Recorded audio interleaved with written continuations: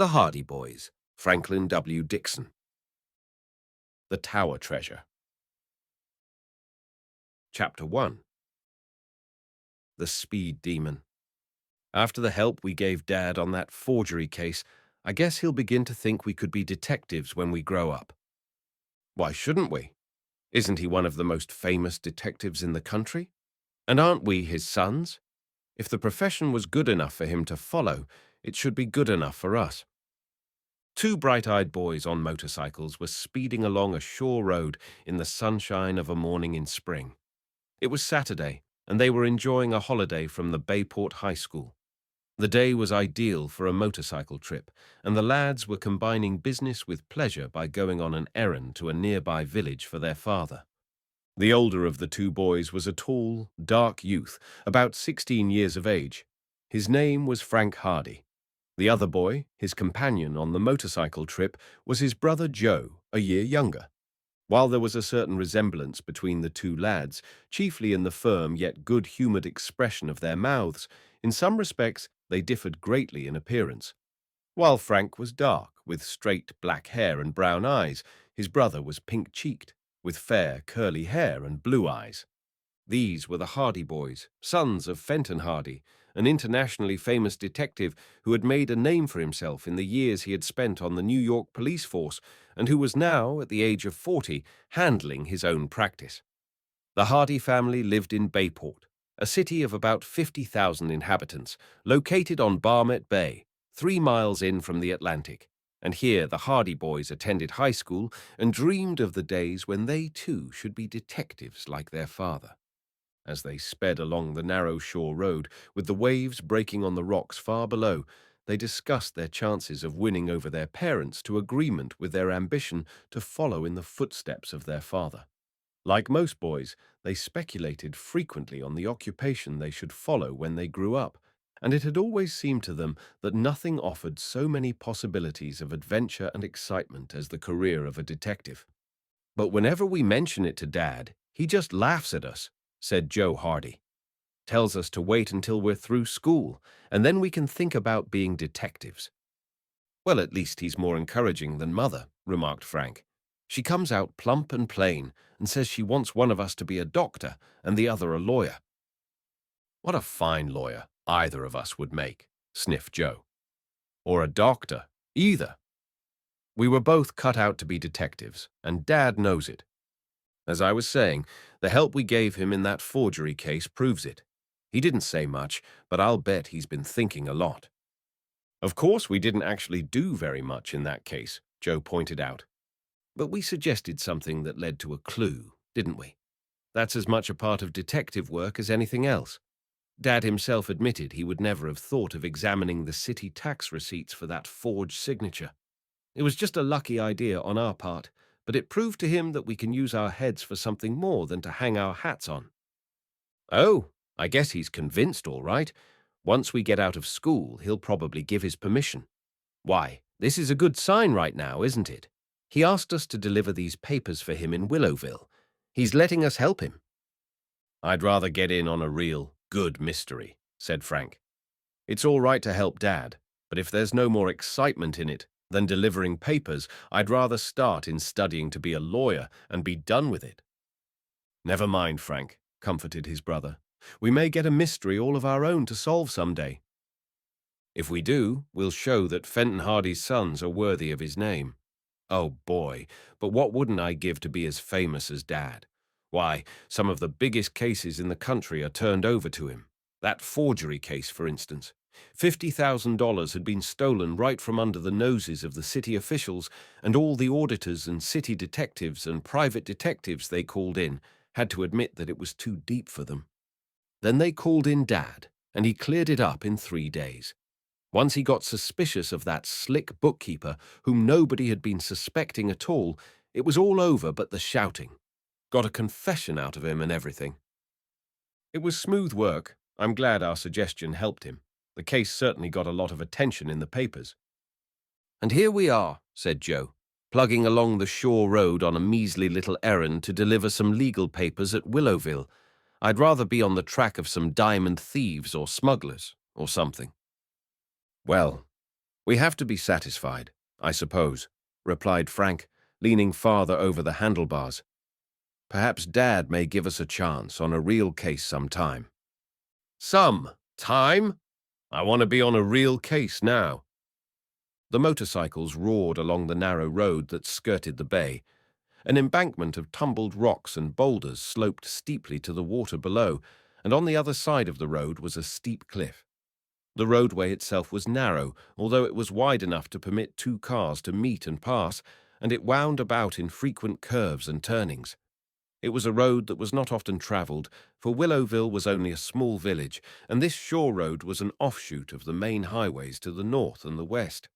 The Hardy boys dropped their discussion of the probability that someday they would become detectives, and for a while they rode on in silence, occupied with the difficulties of keeping to the road. For the road at this point was dangerous, very rough and rutty, and it sloped sharply upward so that the embankment leading to the ocean far below became steeper and steeper. I shouldn't want to go over the edge around here, remarked Frank as he glanced down the rugged slope. It's 100-foot drop. You'd be smashed to pieces before you ever hit the shore. I'll say. It's best to stay in close to the cliff. These curves are bad medicine. The motorcycles took the next curve neatly, and then the boys confronted a long, steep slope. The rocky cliffs frowned on one side, and the embankment jutted far down to the tumbling waves below, so that the road was a mere ribbon before them. Once we get to the top of the hill, we'll be all right. It's all smooth sailing from there to Willowville, remarked Frank, as the motorcycles commenced the climb. Just then, above the sharp put-put of their own motors, they heard the high humming roar of an automobile approaching at great speed. The car was not yet in sight, but there was no mistaking the fact that it was coursing along with the cutout open and with no regard for the speed laws. "What idiot is driving like that on this kind of road?" exclaimed Frank. They looked back. Even as he spoke, the automobile flashed into sight. It came around the curve behind, and so swiftly did the driver take the dangerous turn that two wheels were off the ground as the car shot into view. A cloud of dust and stones arose. The car veered violently from left to right, and then it roared at headlong speed down the slope. The boys glimpsed a tense figure at the wheel. How he kept the car on the road was a miracle, for the racing automobile swung from side to side. At one moment it would be in imminent danger of crashing over the embankment, down on the rocks below. The next instant the car would be over on the other side of the road, grazing the cliff. "He'll run us down," shouted Joe in alarm. "The idiot!" Indeed, the position of the two lads was perilous. The roadway was narrow enough at any time, and this speeding car was taking up every inch of space. In a great cloud of dust, it bore directly down on the two motorcyclists. It seemed to leap through the air. The front wheels left a rut, the rear of the car skidded violently about. By a twist of the wheel, the driver pulled the car back into the roadway again, just as it seemed about to plunge over the embankment. It shot over toward the cliff, swerved back again into the middle of the roadway, and then shot ahead at terrific speed. Frank and Joe edged their motorcycles as far to the right of the road as they dared. To their horror, they saw that the car was skidding again. The driver made no attempt to slacken speed. The automobile came hurtling toward them. Chapter 2. The Stolen Roadster. The auto brakes squealed. The driver of the oncoming car swung the wheel viciously about. For a moment it appeared that the wheels would not respond. Then they gripped the gravel, and the automobile swerved, then shot past. Bits of sand and gravel were flung about the two boys as they crouched by their motorcycles at the edge of the embankment. The car had missed them only by inches. Frank caught a glimpse of the driver, who turned about at that moment, and, in spite of the speed at which the automobile was travelling, and in spite of the perils of the road, shouted something they could not catch at them, and shook his fist. The car was travelling at too great a speed to enable the lad to distinguish the driver's features, but he saw that the man was hatless, and that he had a shock of red hair blowing in the wind. Then the automobile disappeared from sight, around the curve ahead, roaring away in a cloud of dust. "The road hog!" gasped Joe, as soon as he had recovered from his surprise. "He must be crazy," Frank exclaimed angrily. Why, he might have pushed us both right over the embankment. At the rate he was going, I don't think he cared whether he ran anyone down or not. Both boys were justifiably angry. On such a narrow, treacherous road, there was danger enough when an automobile passed them, travelling at even a reasonable speed, but the reckless and insane driving of the red-headed motorist was nothing short of criminal. "If we ever catch up to him, I'm going to give him a piece of my mind," declared Frank. Not content with almost running us down, he had to shake his fist at us. "Road hog," muttered Joe again. "Jail is too good for the likes of him. If it was only his own life he endangered, it wouldn't be so bad. Good thing we only had motorcycles. If we had been in another car, there would have been a smash-up. Sure." The boys resumed their journey, and by the time they had reached the curve ahead that enabled them to see the village of Willowville lying in a little valley along the bay beneath them, there was no trace of the reckless motorist. Frank delivered the legal papers his father had given to him, and then the boys had the rest of the day to themselves. "It's too early to go back to Bayport just now," he said to Joe. "What say we go out and visit Chet Morton?" "Good idea," agreed Joe. "He has often asked us to come out and see him." Chet Morton was a school chum of the Hardy boys. His father was a real estate dealer with an office in Bayport, but the family lived in the country, about a mile from the city. Although Willowville was some distance away, the boys knew of a road that would take them across country to the Morton home, and from there they could return to Bayport. It would make their journey longer, but they would have the pleasure of visiting their chum. Chet was a great favorite with all the boys, not the least of the reasons for his popularity being the fact that he had a roadster of his own, in which he drove to school every day, and with which he was very generous in giving rides to his friends after school hours. The Hardy boys drove along the country roads in the spring sunlight, enjoying the freedom of their holiday as only boys can. When they had reached a culvert not far from the Morton place, Frank suddenly brought his motorcycle to a stop and peered down into a clump of bushes in the deep ditch. "Somebody's had a spill," he remarked. Down in the bushes lay an upturned automobile. The car was a total wreck and lay bottom upward, a mass of tangled junk. "Must have been hitting an awful clip to crumple up like that," Joe commented. "Perhaps there's someone underneath. Let's go and see." The boys left their motorcycles by the road and went down to the wrecked car, but there was no sign of either driver or passengers. "If anyone was hurt, they've been taken away by now. Probably this wreck is a day or so old," said Frank. "Let's go. We can't do any good here." They left the wreckage and returned to the road again, resuming their journey. "I thought at first it might be our red-headed speed fiend," said Frank. "If it was, he was sure lucky to get out of it alive." The boys gave little further thought to the incident, and before long they were in sight of the Mortons' house, a big, home-like, rambling old farmhouse with an apple orchard at the rear. When the boys drove down the lane, they saw a figure awaiting them at the barnyard gate. "That's Chet," said Frank. "I'm glad we found him at home. I thought he might have gone out in the car." "It is strange," Joe agreed. "On a holiday like this, he doesn't usually stay around the farm." As they approached, they saw Chet leave the gate and come down the lane to meet them.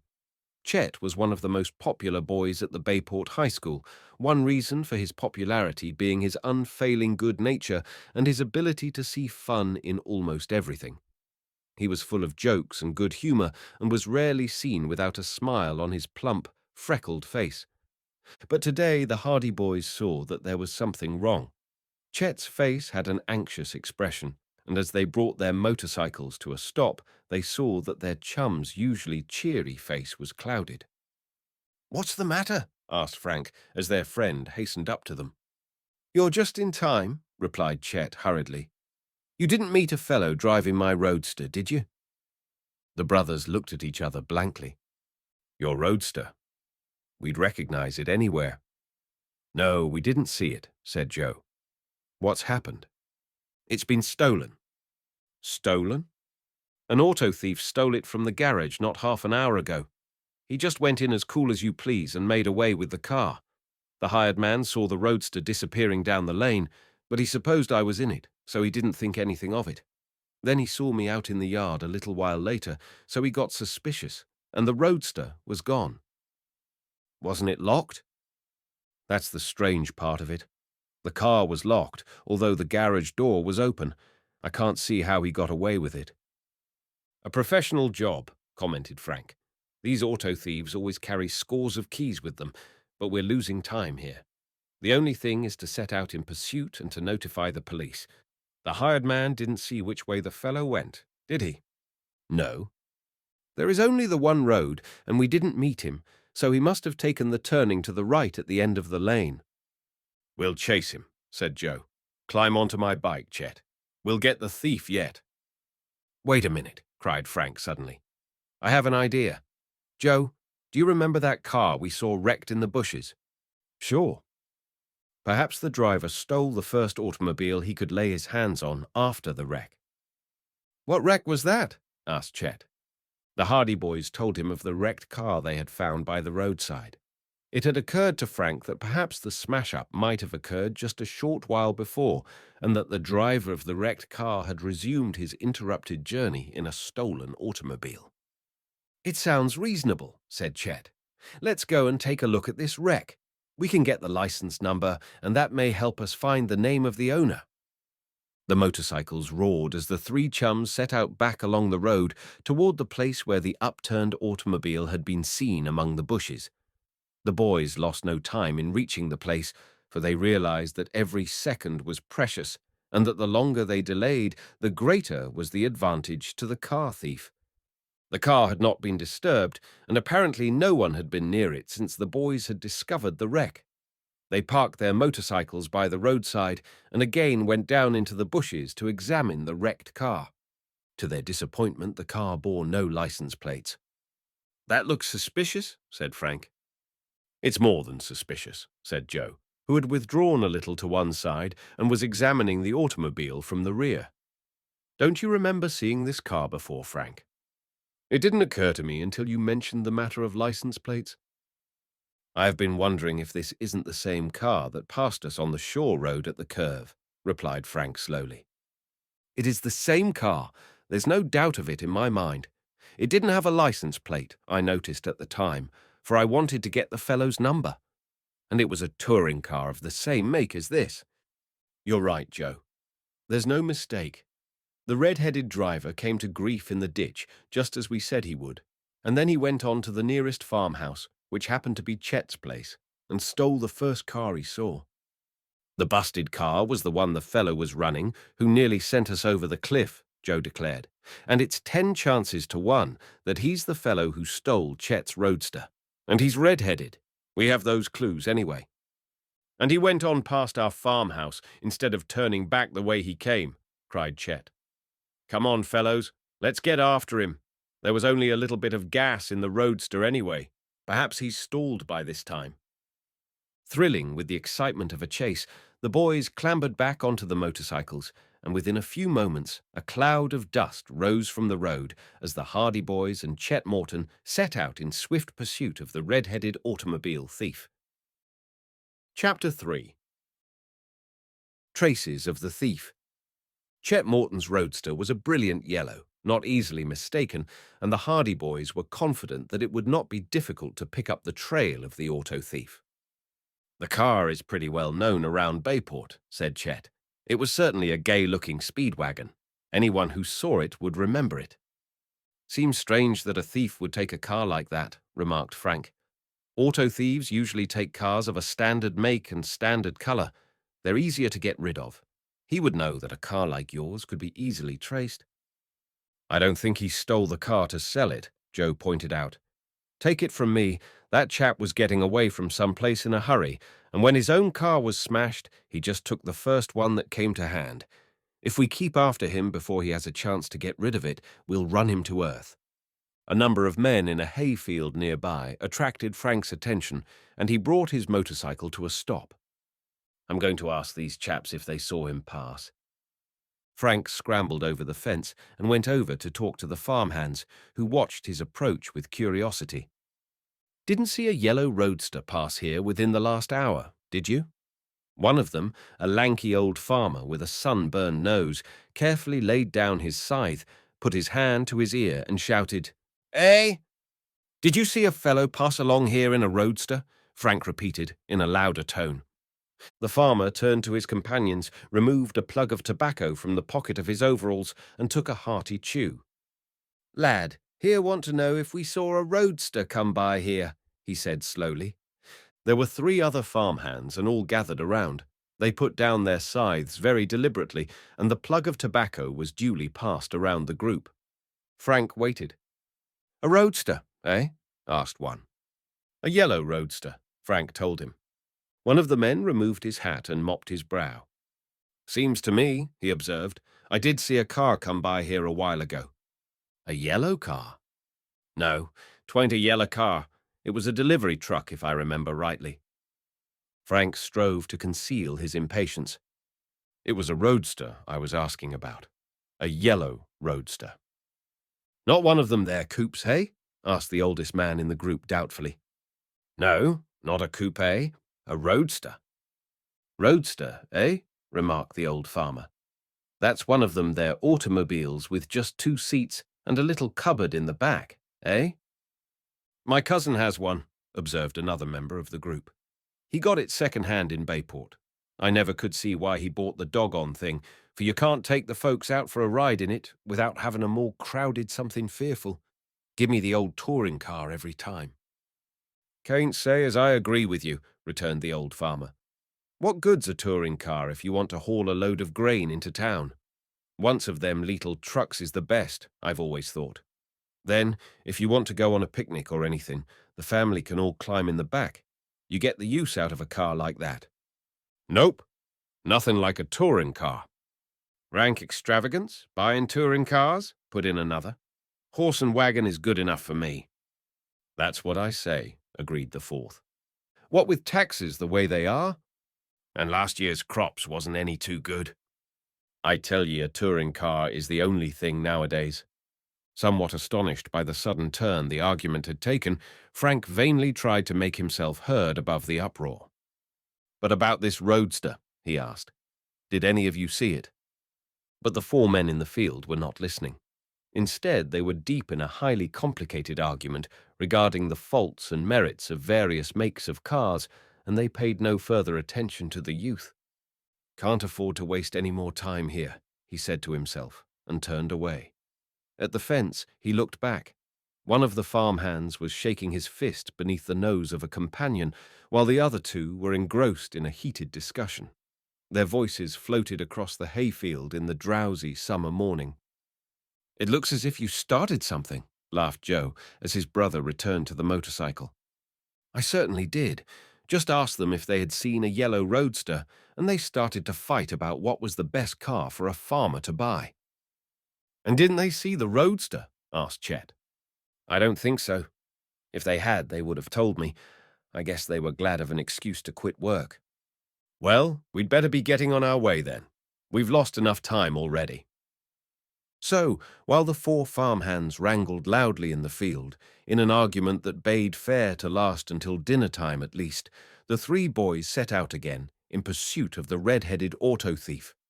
They were approaching Bayport when they saw a girl walking along the road ahead of them. There was something familiar about her appearance, and as they drew nearer, Frank's face lighted up, for he recognized the girl as Callie Shaw, who was in his own class at Bayport High School. Of all the girls at the school, Callie was the one most greatly admired by Frank. She was a pretty girl, with brown hair and brown eyes, always neatly dressed, and quick and vivacious in her manner.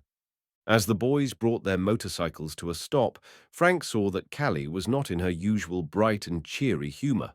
Under one arm she was carrying a parcel that had evidently become untied, and the paper of which was badly torn. Her face was distressed, and it appeared that she had been crying. Callie looked up and, recognizing the boys, ran over toward them. "That awful man," she wailed, even before they had time to ask her what the matter was. "He ran right over my parcel and smashed nearly all the cakes and jelly I was bringing to Mrs. Wills." And with that, she held out the torn parcel. Frank knew that Callie, who was a generous and good-hearted girl, had been in the habit of taking little delicacies to a widow, Mrs. Wills, who lived just on the outskirts of Bayport. Now he saw that the parcel had been smashed so that only one glass of jelly and a few of the cakes had been left intact. "What man, Callie?" he asked. "What happened?" "He ran right over my parcel." Just then Callie spied Chet Morton, and she pouted at him. "He was a friend of yours, too, Chet Morton, for he was driving your car." "My car?" gasped Chet. "Your yellow roadster.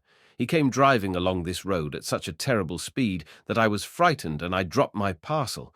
Then he ran right over it." "Why, Callie, that's just the fellow we've been looking for," said Frank quickly. "Chet's car has been stolen."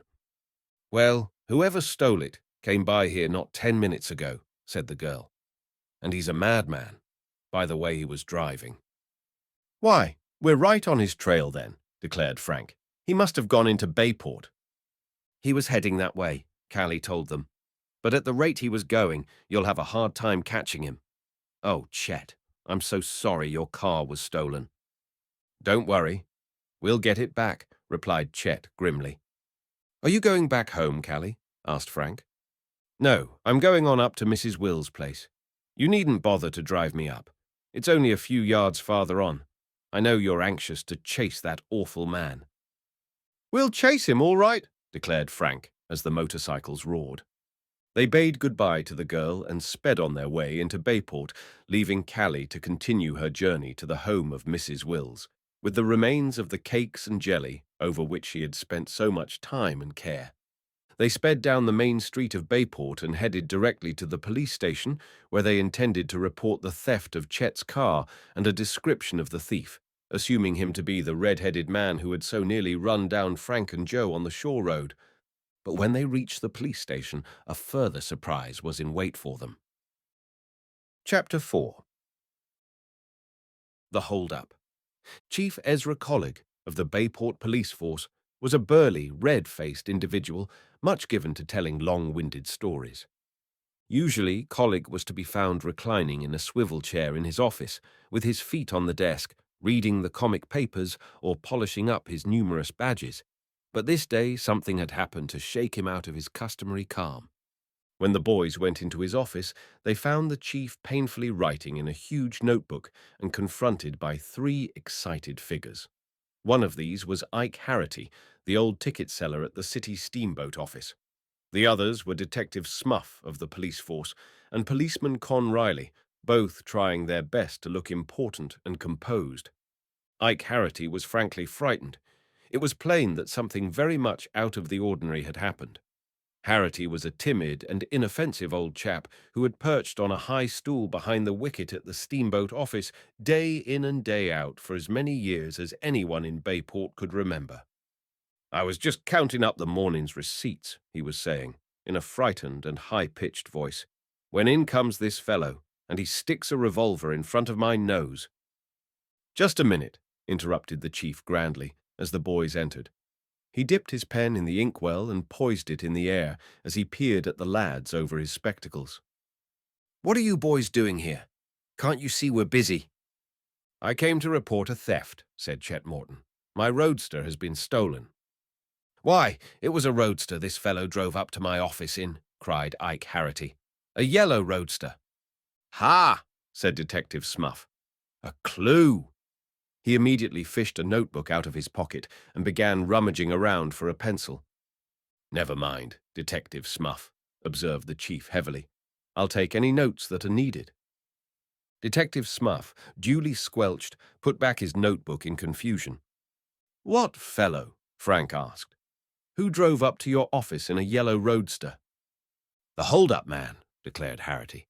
"I was held up this morning. A fellow tried to steal the steamboat money on me." "Now, just a minute, demanded the chief. "Let me say a word here. The situation is this. A man drove up to the steamboat office a little while ago and tried to hold up Mr. Harity, but a passenger happened to come into the office just then, and the fellow got frightened and ran away. Is that right?" "That's right," said Harity. "I'll make a note of it," said the chief, suiting the action to the word. When he had scribbled industriously for some time, he raised the pen again and pointed it at Chet. "Now you," he observed, "say that somebody stole a yellow roadster on you this morning." "Yes, sir." "From our farm. He was seen driving into Bayport just a little while ago." The chief made a note of it.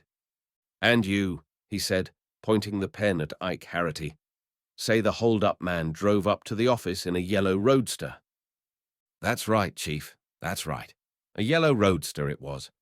And now that I come to think of it, I've seen Chet Morton's car before, and it was the spitting image of it." "Then," declared the chief, putting down his pen with the air of one making a momentous discovery, "it looks to me very much as if the hold-up man and the fellow that stole the car is one and the same man." Detective Smuff wagged his head solemnly in admiration of this feat of deduction. "I believe you're right, Chief," he declared. "Of course he's right," said Frank. "It couldn't be anyone else. The point is this. Where did the hold-up man go? Did he leave in the car? Did anyone follow him?" "He left in the car, all right," said Harity. "But nobody followed him. I telephoned for the police." "Did you notice the color of this man's hair?" asked Frank suddenly. "What's that got to do with it?" asked Detective Smuff. "Never mind. It may have a great deal to do with it. Did you notice the color of his hair?" repeated Frank, turning to Harity. "It was short," said Harity firmly. "Short and dark." Frank and Joe looked blankly at one another. "Are you sure?" asked Joe. "I'm positive," declared Harity. "I was face to face with him. He was a dark-haired man, and his hair was cut awful short. I noticed that." "You're sure he wasn't red-headed?" "I'm sure of it." "What's all this about?" asked Chief Collig suspiciously. "What has the color of his hair to do with it?" "Well," admitted Frank, "we were pretty sure that the man who stole Chet's car had long red hair." Muttered the chief doubtfully. "Then if that was the case, the man who stole the car and the man who tried to hold up the office isn't one and the same fellow after all." "I don't know what to make of it," confessed Frank.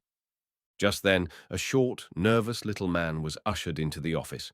He introduced himself as the passenger who had gone into the steamboat office at the time of the attempted holdup, and he presented himself in answer to a call from the chief.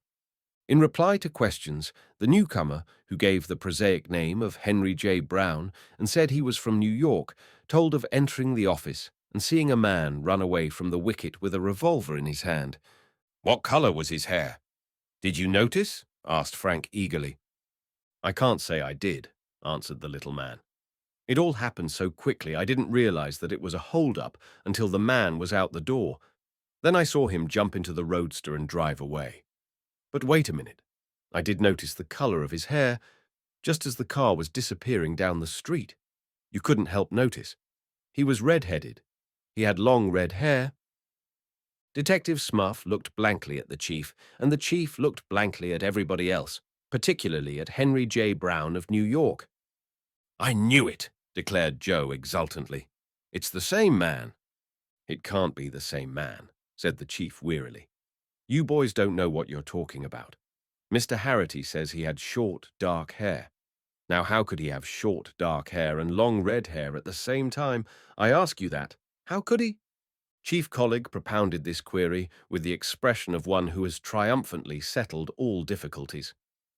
"He had short, dark hair," said Harity doggedly. "And I'm sure he had long red hair," shouted Henry J. Brown, very indignantly. "Do you think I'm blind? Do you think I'd tell a lie about it? He had dark hair. It was red. It was dark. It wasn't. It was." "Stop it," commanded Chief Collig. "I don't think either of you know what kind of hair he had. Probably he was bald-headed, but I'll send word out to keep a watch for the yellow roadster. I'll notify the police in other towns too. I guess that's all that can be done now." And with that, the Hardy boys and Chet Morton had to be content. When they left the office, it was with little hope that the thief or the car would be found. Their misgivings were justified.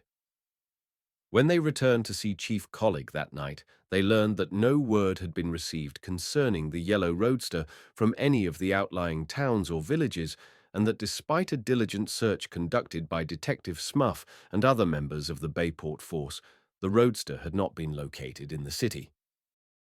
Chapter 5. Chet's auto horn. Fenton Hardy, the internationally famous detective, was reading in the library of his home that evening when his sons tapped on the door. Although he was a busy man, Mr. Hardy was not the type of father who maintains an air of aloofness from his family, the result being that he was on as good terms with his boys as though he were an elder brother. "Come in," he shouted cheerfully, putting aside his book, and when Frank and Joe entered the room, he motioned to a deep leather sofa near the window. "Sit down. What have you been doing all day? Burning up all the roads in the country, I suppose?" He grinned amiably at them and puffed vigorously at his pipe. "Well, we didn't travel very far today, Dad," Frank replied. "We were, well, we were investigating," prompted Joe. "Aha!" exclaimed Mr. Hardy in mock surprise. "So my sons were investigating, eh? What was it? A murder? A plot to blow up the White House? A train wreck? Something big, I hope?" "No, not quite that bad," admitted Frank. "It was a car theft." Mr. Hardy shook his head. "I'm disappointed in you," he said solemnly. "I really am. To think that sons of mine should investigate a car theft. I thought you wouldn't bother about anything less than a murder." His eyes twinkled, and the Hardy boys, who were accustomed to their father's good-natured banter, smiled back at him. "We weren't just practicing detective work, Dad," explained Frank. "You see, Chet Morton's roadster was stolen this morning." "Is that so?" exclaimed Mr. Hardy, genuinely concerned. "Why, that's too bad. Chet was mighty proud of that car, wasn't he?" "Yes, he was. And it hasn't been found yet." "No trace of the thief?" "He tried to hold up the steamboat ticket office after he stole the car." Mr. Hardy whistled. "Why, you have been on a case worthwhile. Tell me all about it." He settled back in his chair while his sons told him the story of the day's doings. When they told of the difference of opinion as to the color of the man's hair, he did not laugh with them, as they had expected, over the argument between Harity and Mr. Brown. On the contrary, he knitted his brows and his face wore a serious expression. "It wasn't any ordinary auto thief you were dealing with," he said slowly. "I've no doubt the man who tried to rob the ticket office and the man who almost ran you down on the Shore Road were one and the same man stole Chet Morton's car." "But how about the color of his hair? There must have been two men," said Joe. "Think so? I have my own theories. But then, the average witness is very unreliable. For instance, I'll give you a test. You have each seen Superintendent Norton of Bayport High School. Well, how often?" "About 2,000 or 3,000 times, I guess," answered Frank. "Over a period of 3 years." "Well, what color is his hair?" Frank looked blankly at Joe. "Why, it's... Joe scratched his head. "Brown, isn't it?" "I think it's black." "You see," said Mr. Hardy, smiling. "Your powers of observation have not been trained.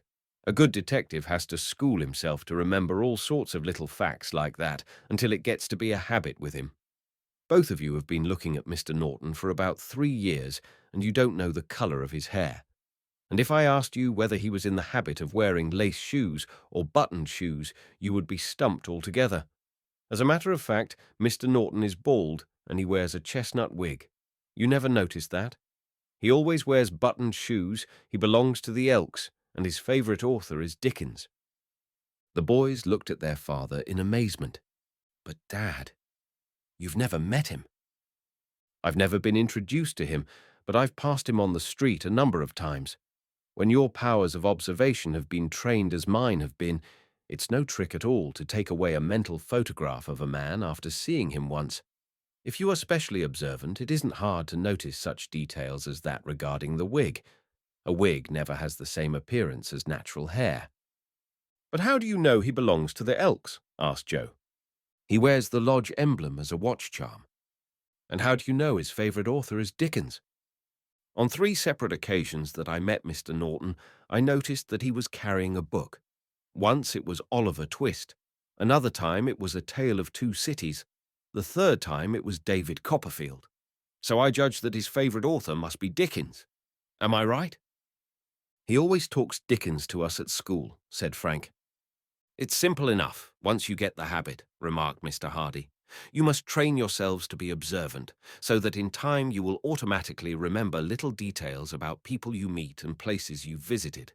Now, if Harity and Mr. Brown had been at all observant, in spite of the fact that they were surprised and frightened, they would have been able to give the police a very thorough description of the man who tried to hold up the steamboat office, and if the man happened to be a professional thief, the description would have helped the officers ascertain who he was, because once a man has served a prison term, his description is kept on file. As it is, all we know about him is that he is probably red-headed. That isn't very much to go on. I'm afraid Chet hasn't much chance of recovering his roadster, said Joe. You never can tell, remarked his father. It may turn up some time. Perhaps the thief will get himself into trouble yet. Keep your ears and eyes open. And now, if you don't mind, I have some reports to write. Frank and Joe took the hint and left their father to his work. But although they talked long into the night on possible ways and means of recovering Chet's car, they were able to devise no plan for tracing the thief, and through the week that followed, there were no further clues. Chet had given up all hope of seeing the roadster again. I sure miss the old bus, he told the Hardy boys after school on Friday afternoon. I have to take my chances on catching rides in and out of town now. Why, last night I walked halfway home before a car came along and gave me a lift. Saturday will be a pretty dull day for you now. You just bet your sweet life it will be dull. Nothing to do but sit around the farm. Better come with us tomorrow, suggested Joe. A bunch of us are going fishing up near the dam. You can meet us at the crossroads near Willow River. Good idea, said Chet. What time? 10 o'clock. Fine, I'll be there. Gosh, I see where I get a ride home. There goes a hay wagon, and it's heading right for the next farm. A long wagon rumbled slowly toward the boys. A lean and solemn farmer perched on the front seat, half asleep. The horses dawdled along. That's Lem Billers, the laziest man in 9 counties, said Chet. Watch me have some fun with him. Chet took from his pocket an automobile horn. He had originally bought it for the roadster, but had not had time to install it before the car was stolen. The horn was of a new type, very small, yet it had a particularly raucous shriek. The Hardy boys grinned as they saw Chet step out into the road and swing himself lightly up on the back of the wagon. Mr. Billers was bringing some supplies back to the farm, and Chet was hidden from view by a bag of flour. As the wagon rumbled past, Chet sounded the automobile horn. It shrieked sharply and insistently. Mr. Billers, being a lazy man, did not even look behind. He simply tugged lightly at the reins, and the horses edged over to the side of the road. Having heard the horn, Mr. Billers expected an automobile would pass. But when no car flashed by, he turned indolently in his seat and looked behind. The roadway was clear. There was not an automobile in sight. He did not see Chet, doubling up with laughter, on the back of the wagon. He gazed doubtfully at the Hardy boys, who were standing at the curb, trying to conceal their smiles. "Could 'a' swore I heard a horn," grunted Mr. Billers. Then he tugged at the lines and brought the horses into the middle of the road again. Instantly the horn shrieked again. This time it was even louder and more insistent than before. It seemed that an automobile was right behind the wagon, clamoring to pass. Almost automatically, Mr. Billers yanked at the reins, and the horses again went to the side of the road. But again no car went by. Again Mr. Billers looked behind. Again, to his astonishment, he saw that the roadway was clear. "Hanged, if I didn't think I heard a horn," exclaimed Mr. Billers, greatly puzzled as he drove on again. "My ears must be going back on me." But in a few minutes the horn shrieked again. Frank and Joe, who were walking along the sidewalk, keeping abreast of the wagon so as not to miss the fun, chuckled as they saw Mr. Billers once more pull on the reins to guide the horses to the roadside. Then the farmer recollected how he had been fooled on the previous occasions, and he looked quickly around, but there was no car in sight. Mr. Billers gazed down the roadway for a long time. Then he sighed, with the air of one whose patience has been long tried. "Must be something the matter with my ears," he muttered, and drove on. At this moment a luxurious sedan swept around a corner and drew up close behind the wagon. There was a chauffeur at the wheel, and he sounded his horn impatiently, for the road was narrow, and he was unable to get past. Lem Billers smiled darkly to himself and paid no attention. "There it goes again," he grumbled. "I must be hearing things. Hang me if I'll turn out any more when there ain't no car there to turn out for." The wagon continued in the center of the road. The chauffeur of the car glared at Lem Billers' back and sounded the horn again. Still the farmer paid no attention.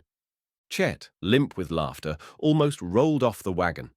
Frank and Joe could control their mirth no longer and leaned against a telephone post with shouts of glee. The chauffeur, believing that the boys were laughing at him because he could not get past, became purple with anger. He sounded the horn again and again, and finally, when Lem Billers obstinately refused to pay any attention, he looked wildly about for a policeman. As luck would have it, Constable Con Riley was ambling along Main Street at that moment, wondering if it would soon be supper time, and hoping his wife would serve corned beef and cabbage that evening. He was aroused from his trance by the chauffeur, who brought the sedan to a stop and ran over to him. "Officer, arrest that man!" roared the chauffeur, pointing to Lem Billers. "What for?" demanded Con, taking off his helmet and scratching his head. "Obstructing the traffic. He won't let me pass. I've been sounding my horn for the last 5 minutes, and he won't let me go past." "Oh, ho!" said Constable Riley. "He can't get away with that. Not while Con Riley's on the beat." And with that, he ran out into the road, shouting to Lem Billers to stop. At the constable's command, the farmer halted his team and gazed in amazement at the chauffeur and the officer as they came running up to him. "Why won't you let him pass?" demanded the constable. "Don't say you didn't hear me," roared the chauffeur. "I sounded my horn 50 times. "Sure, I heard a horn," admitted Billers. "But," he added triumphantly, "I didn't see no car." "Are you blind?" asked Riley. "There's the car." Lem Billers looked behind. At sight of the sedan, his jaw dropped. "Well, I'll be hanged," he declared sadly. "It must be my eyes is going back on me. Not my ears. I looked behind 3 times, and I couldn't see no car." "Don't believe him, officer," said the chauffeur. "He didn't even turn around." "I did so," contended Mr. Billers. "Then why didn't you let me pass?" "You didn't have no car. I heard a horn, but I didn't see no car." Thereupon the argument grew fast and furious. Constable Riley was vastly puzzled. He didn't know what to make of it. Both the chauffeur and Lem Billers appeared to be telling the truth, yet there was something wrong somewhere. He took it all down in a notebook while Mr. Billers and the chauffeur grew angrier and angrier at each other until finally they were on the point of settling the matter with their fists. In the meantime, there was a steadily lengthening line of cars and wagons blocking the street, unable to get past because of the hay wagon and the sedan. A constant chorus of automobile horns sounded. Angry drivers roared at the officer to clear the road. Constable Riley threw up his hands in disgust. "Get on your way, both of you," he commanded. "I can't stand here arguing all afternoon." And while Lem Billers, wondering whether his eyes or his ears had deceived him, drew his horses to the side of the road and muttered strong threats of vengeance against the chauffeur, the traffic tangle gradually abated. When he finally resumed his journey, the Hardy boys could see Chet Morton lying limply in the back of the wagon, with tears of laughter running down his face. As for Frank and Joe, they laughed all the way home, and during supper that evening their spasmodic outbursts of chuckles puzzled their parents extremely. Chapter 6. Tire Tracks.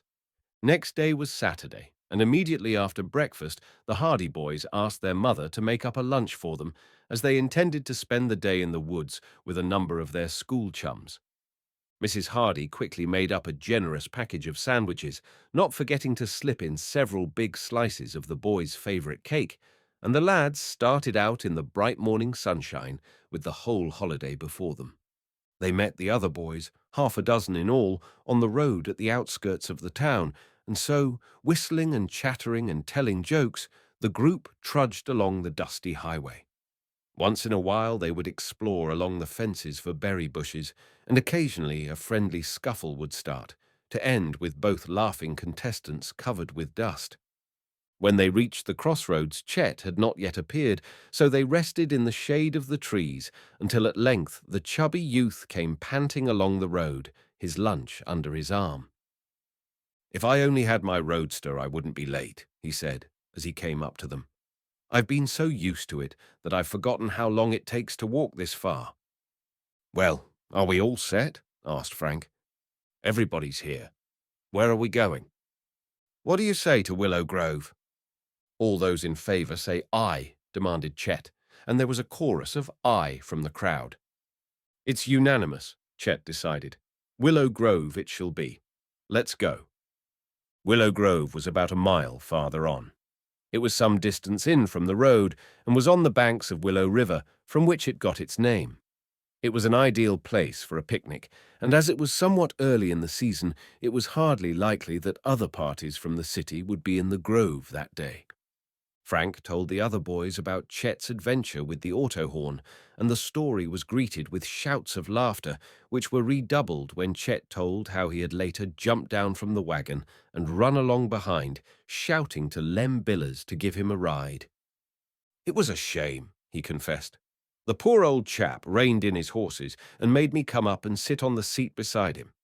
He asked me if I had walked very far, and then he told me all about his argument with the policeman and the chauffeur. I could hardly keep my face straight." When the boys reached the lane that led in toward Willow Grove from the main road, they broke into a run and raced into the woods, shouting and yelling like wild Indians. Once, in the friendly shade of the trees, they capered about in the joy of their Saturday freedom. Chet took charge of the lunches and stored them in a convenient clearing, and then began the rush for the river. The day passed in the usual fashion of such days. They swam, they ate, they loafed about under the trees. They played games at imminent risk of life and limb. They explored the woods and otherwise enjoyed themselves with all the happy energy of healthy lads. Joe Hardy, who was an amateur naturalist in his way, went roaming off by himself during the afternoon, while the other boys were enjoying their third swim of the day and penetrated deeper into the woods. He poked about in the undergrowth, examining various flowers and plants that came to his attention, but discovered no specimens that he had not seen before. He was just on the point of going back to the other lads when he saw before him a small clearing. It was a part of the grove in which he had never been, so he ploughed on through the bushes until he found himself in a clearing that appeared to be part of an abandoned roadway. It was in a low-lying part of the grove, and the ground was wet. At one point it was muddy, and in this mud Joe saw something that aroused his curiosity. "Tire tracks, eh? There's been an automobile in here," he muttered to himself. "I wonder how on earth a car could get this far into the woods." Then he remembered his father's remarks on the value of developing his powers of observation, so he went over closer and examined the marks in the mud. "That's a strange tread," he thought. "I've never seen a tire mark quite like that before." He gazed at it until he was sure that if he ever saw a similar auto tread again, he would recognize it. "That just goes to prove that Dad was right," said Joe. "Probably I've seen auto tires like that often, but I've never noticed the markings, and now that I do notice one in particular, it seems strange to me. But I wonder what an automobile was doing in here and how it came to get here in the first place." However, he gave the matter little further thought and retraced his steps through the woods until he returned to the other boys, who were getting dressed after their swim. "I thought automobiles weren't allowed in Willow Grove," he said casually to Chet Morton. "Neither they are. You have to park just inside the fence." "Well, somebody brought a car right down into the grove." "They couldn't. There's no road." "Well, there's a sort of clearing over there," said Joe. motioning in the direction from which he had just returned. "It looks as if it had been a road at one time." "That's probably the old creek road. It hasn't been used for years." "Well, it was used just this week. I saw the marks of an automobile tire over there not 10 minutes ago. And it was a mighty peculiar tread, too. Like this." And Joe commenced to draw a replica of the design in the sand, using a thin stick of wood as a pencil. Chet Morton stared. "Why," he exclaimed, "there's only one car in the city has tires like that." "Whose car?" "Mine," exclaimed Chet, springing to his feet. "Where is this road you found?" Joe Hardy quickly led the way, and all the other boys came trooping along behind, the whole band thrown into a state of great excitement by this unexpected discovery. They all knew that Chet's car was of an unusual make, and that the tires were distinctive. When they reached the clearing and Chet had examined the imprint in the mud, he exclaimed, "There's no mistake about it. My car has been here. No other car in the city has a tread like that." "Perhaps the car is still around here," suggested Frank quickly. "For all we can tell, the thief may have abandoned it and picked this road as a good place to hide it." "It would be an ideal place," agreed Chet. "This road leads off the main highway, and it isn't often used. Let's take a look around anyway." The boys quickly scattered, some taking one side of the road, the rest taking the other. For a while the search continued without success, but at last Frank and Chet, who were following the abandoned road farther down, gave a simultaneous cry. "Here's a bypath." Before them was a narrow roadway, overgrown with weeds and low bushes that almost hid it from view. It led from the abandoned road into the very depths of the wood. Without hesitation, the two boys plunged into it. The narrow roadway widened out farther on, then wound about a heavy clump of trees until it came to an end in a wide clearing. And in the clearing stood Chet Morton's lost roadster. "My car!" yelled Chet in delight. His shout was heard by all the other boys, and the sound of snapping twigs and crackling branches soon told Frank and Chet that the others were losing no time in reaching the scene. Chet's delight was boundless. He examined the car with minute care in every particular, while the other boys crowded about. At last he straightened up with a smile of satisfaction. "She hasn't been damaged a bit, all ready to run. The thief just hid the old bus in here and made a getaway. Come on, fellows, we don't walk back home today. We ride." He clambered into the car, and in a few seconds the engine roared. There was sufficient room in the clearing to permit him to turn the roadster about, and when he swung the car around and headed up the bypath, the boys gave a cheer and hastened to clamber on board. Lurching and swaying, the roadster reached the abandoned road, and from there it was an easy run to the main highway. In spite of the fact that it had been left in the bush for probably a week, the roadster was in perfect condition and the engine ran smoothly. Joe was given the seat of honor beside the driver because he had discovered the tire marks that had led to the recovery of the car, and the other boys distributed themselves as best they could. They clung to the running boards, hung precariously to the back, and one lad even straddled the hood. In this manner, the triumphal procession returned to Bayport. But as the cheering lads came down the main street, they noticed that there was an unwanted air of excitement in the town. People were standing on the street corners in little groups, talking earnestly, and when the boys spied Detective Smuff of the police force striding along with a portentous frown, they called out to him. "What's on your mind today, Detective?" Chet got his car back. "I've got something more important than stolen cars to worry about," declared Detective Smuff. "The Tower Mansion has been robbed." Chapter 7. The Mansion Robbery. Tower Mansion was one of the show places of Bayport. Few people in the city had ever been permitted to enter the place, and the admiration the palatial building excited was solely by reason of its exterior appearance, but the first thing a newcomer to Bayport usually asked was, "Who owns that magnificent house on the hill?" It was an immense, rambling stone structure situated on the top of the hill overlooking the bay, and it could be seen for miles, silhouetted against the skyline like some ancient feudal castle. This resemblance to a castle was heightened by the fact that at each end of the mansion rose a high tower. One of these towers had been built when the mansion was first erected by Major Applegate, an eccentric old army man who had made millions by lucky real estate deals and had laid the foundation for the Applegate fortune. The mansion had been the admiration of its day, and in its time had seen much gaiety. But as the years passed, the Applegate family became scattered until at last there remained but Herd Applegate and his sister Adelia, who continued living in the vast and lonely old mansion. Herd Applegate was a man of about 60 years of age. He was a tall, stooped man, eccentric in his ways, and his life seemed to be devoted to the collection of rare stamps. He was an authority on the subject, and nothing else in life appeared to hold a great deal of interest for him. The only visitors at Tower Mansion were philatelists from New York or experts desirous of appraising some new stamp that Herd Applegate had managed to secure from some remote part of the world. It had often been said in Bayport that Herd Applegate had accomplished only two things in life. He had collected stamps and he had built a new tower on the mansion. The new tower, a duplicate of the original tower at the opposite end of the great building, had been built but a few years, even well within the memory of the two Hardy boys. Adelia Applegate, who lived in the Tower Mansion with her brother, was a maiden lady of uncertain years. The records in Bayport City Hall gave her age as 55, but Miss Applegate admitted it to no one. She was as eccentric as her brother, and lived very much to herself, being seldom seen in the city.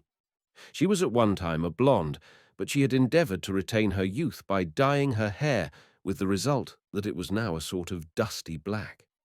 Chet Morton was fond of saying that Miss Applegate used to be a blonde, but she died.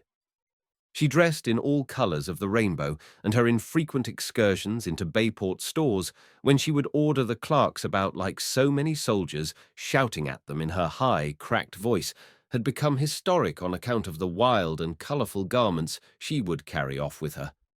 These eccentric people were reputed to be enormously wealthy, although they lived simply and kept only a few servants. So when Herd Applegate came into the Bayport police station that afternoon and reported that the safe in his library had been broken open and that it had been robbed of all the securities and jewels it contained, the rumors that soon spread about the city magnified the actual loss until it became common talk that the loss amounted anywhere from $100,000 to $1 million. When Frank and Joe Hardy arrived home that evening, they met Herd Applegate just leaving the house. The man tapped the steps with his cane as he came out, and when he met the boys, he gave them an abrupt and piercing glance. "Good day," he growled in a grudging manner, and went on his way. "He must have been asking Dad to take up the case," said Frank to his brother, as soon as Herd Applegate was out of earshot. They hurried into the house, eager to find out more about the robbery, and in the hallway they met Fenton Hardy, who had just seen Mr. Applegate to the door. "I hear the Tower Mansion was robbed," said Joe. Mr. Hardy nodded. "Yes, Mr. Applegate was just here. He wants me to handle the case." "How much was taken?" "Quite curious, aren't you?" remarked Mr. Hardy with a smile. "Well, I don't suppose it will do any harm to tell you. The safe in the Applegate library was opened.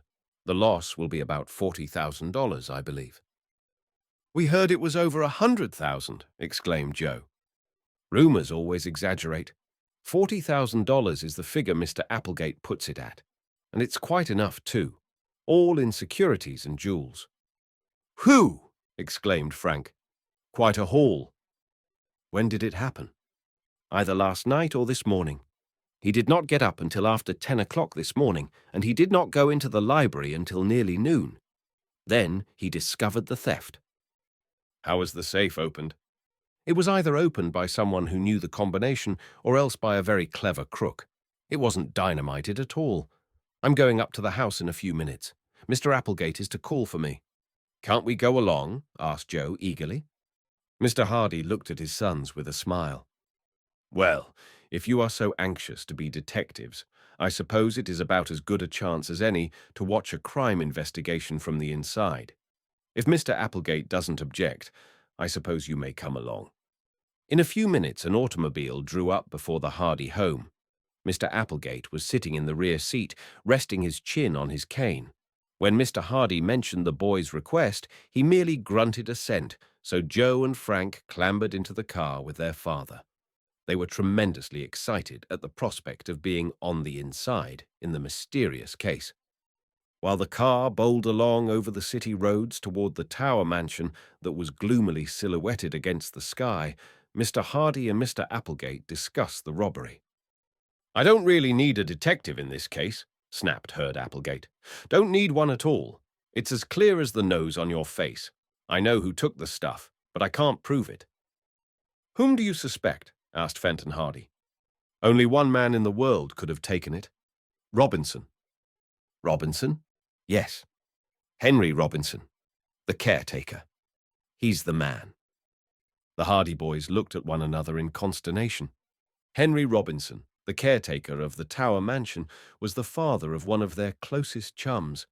Perry Robinson, nicknamed Slim, was to have accompanied them on their jaunt to the woods that day, but had failed to appear. The reason was now evident. But that Henry Robinson should be accused of the robbery seemed absurd. The boys had met Slim's father, and he had appeared to them as a good-natured, easy-going man, the soul of truth and honesty. "I don't believe it," whispered Frank. "Neither do I," returned his brother. "What makes you suspect Robinson?" asked Mr. Hardy of Herd Applegate. "He's the only person besides my sister and me who ever saw that safe opened and closed. He could have learned the combination if he kept his eyes and ears open. I believe he did." "But is that your only reason for suspecting him?" "More than that. This morning he paid off a note at the bank. It was a note for $900, and I know for a fact that he didn't have more than $100 to his name a few days ago. The Robinsons have been hard up, for they had sickness in the family last winter, and Henry Robinson has had a hard time meeting his debts since then. Now, where did he raise $900 so suddenly?" "Perhaps he has a good explanation," said Mr. Hardy mildly. "It doesn't do to jump at conclusions." "Oh, he'll have an explanation all right," sniffed Mr. Applegate, "but it will have to be a mighty good one to satisfy me." "Luckily, he'll not have to satisfy Mr. Applegate, but will have to convince a jury, if it gets that far," whispered Joe in his brother's ear. The automobile was speeding up the wide driveway that led to Tower Mansion, and within a few minutes it drew up at the front entrance. Mr. Applegate dismissed the driver, and Mr. Hardy and the two boys accompanied the eccentric man into the house. Nothing had been disturbed in the library since the discovery of the theft. Mr. Hardy examined the open safe, then drew a magnifying glass from his pocket and with minute care inspected the dial of the combination lock. Then he examined the windows, the doorknobs, all places where there might be fingerprints. At last he shook his head. "A smooth job," he observed. "The fellow must have worn gloves. Not a fingerprint in the room." "No need of looking for fingerprints," said Applegate. "It was Robinson, that's who it was." "Better send for him," advised Mr. Hardy. "I'd like to ask him a few questions." Mr. Applegate rang for one of the servants and instructed him to tell Mr. Robinson he was wanted in the library at once. Mr. Hardy glanced at the boys. "You had better wait in the hallway," he suggested. "I want to ask some questions, and it might embarrass Mr. Robinson if you were here." The lads readily withdrew, and in the hallway they met Henry Robinson, the caretaker, and his son, Perry. Mr. Robinson was calm but pale, and at the doorway he patted his son on the shoulder. "Don't worry, son," he said. "It'll be all right." With that, he entered the library. Slim Robinson turned to his two chums. "My dad is innocent," he cried. Chapter 8. The Arrest. There was something in Perry Robinson's tone that made Frank and Joe extremely sorry for their chum, for it seemed that the boy realized that the case looked black against his father. Although the Hardy lads realized that it was only natural that Perry should stand up for his father, they shared some of his conviction that Mr. Robinson was not guilty. "Of course he's innocent," agreed Frank. "He'll be able to clear himself all right, Perry." "But everything looks pretty black against him," said Perry, who was pale and shaken. Unless your father can catch the real thief, I'm afraid Dad will be blamed for it." "Everybody knows your father is honest," said Joe consolingly. "He has a good record. Even Applegate will have to admit that." "A good record won't help him very much if he is blamed for this and can't clear himself. And Dad admits that he did know the combination of the safe." "He knew it?" "Accidentally. He was cleaning the library fireplace one day when he found a slip of paper with numbers marked on it. The combination was so simple that anyone could remember it if he read it once. Dad didn't realize what it was until he had studied it a while, and then he put it back on Mr. Applegate's desk. The window was open, and the breeze had blown the paper to the floor." "Does Applegate know that?" "Not yet, but Dad is going to tell him now. He says he knows it will look bad for him, but he's going to tell the truth about it. He knew the combination, although of course he would never think of using it." From the library came the dull hum of voices. The harsh tones of Herd Applegate occasionally rose above the murmur of conversation, and once the boys heard Mr. Robinson's voice rise sharply. "I didn't do it. I tell you, I didn't take that money." "Then where did you get the $900 you paid on that note?" demanded Mr. Applegate. There was silence for a while. "Where did you get it?" "I'm not at liberty to tell you." "You won't tell?" "I can't." "Why not?" "I got the money honestly. That's all I can say about it." "Oh, ho!" exclaimed Applegate. "You got the money honestly, yet you can't tell me where it came from. That's very likely, isn't it? If you got it honestly, you shouldn't be ashamed to tell where you got it." "I'm not ashamed, but I'm not at liberty to tell. Mighty funny thing that you should get $900 so quickly. You were pretty hard up last week, weren't you? Had to ask for an advance on your month's wages?" "I admit it. And then the day of this robbery, you suddenly have $900 that you can't explain." Mr. Hardy's calm voice broke in. "Of course, I don't like to pry into your private affairs, Mr. Robinson," he said. "But it would be best if you could clear up this matter of the money. You must admit yourself that it doesn't look promising." "I know it looks bad," replied the caretaker doggedly. "But I can't tell you where that money came from." "And you admit knowing the combination of the safe, too," broke in Applegate. "I didn't know that before. Why didn't you tell me?" "I didn't consider it important enough. I had found the combination by accident, and I had no intention of using it. As a matter of fact, I don't think I could remember it accurately right now. I just put the paper back and decided to say nothing about it, to save trouble." "And yet you come and tell me about it now." "I have nothing to conceal. If I had taken the money, I wouldn't very likely be telling you now that I knew the combination." "Yes," agreed Mr. Hardy. "That's a point in your favor." "Is it?" asked Applegate. "You're just clever enough to think up a trick like that, Robinson. You think that if you come to me now and admit you knew the combination, I'll believe that you are so honest that you couldn't have committed this robbery. Very clever. But not clever enough. There's enough evidence right here and now to convict you, and I'm not going to delay another minute."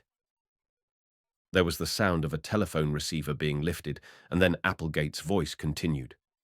"Police station." After a short wait, he went on. "Hello? Police station. This is Applegate speaking. Applegate. Herd. Applegate. Well, I think we've found our man. In that robbery. Yes, Robinson. You thought so, eh?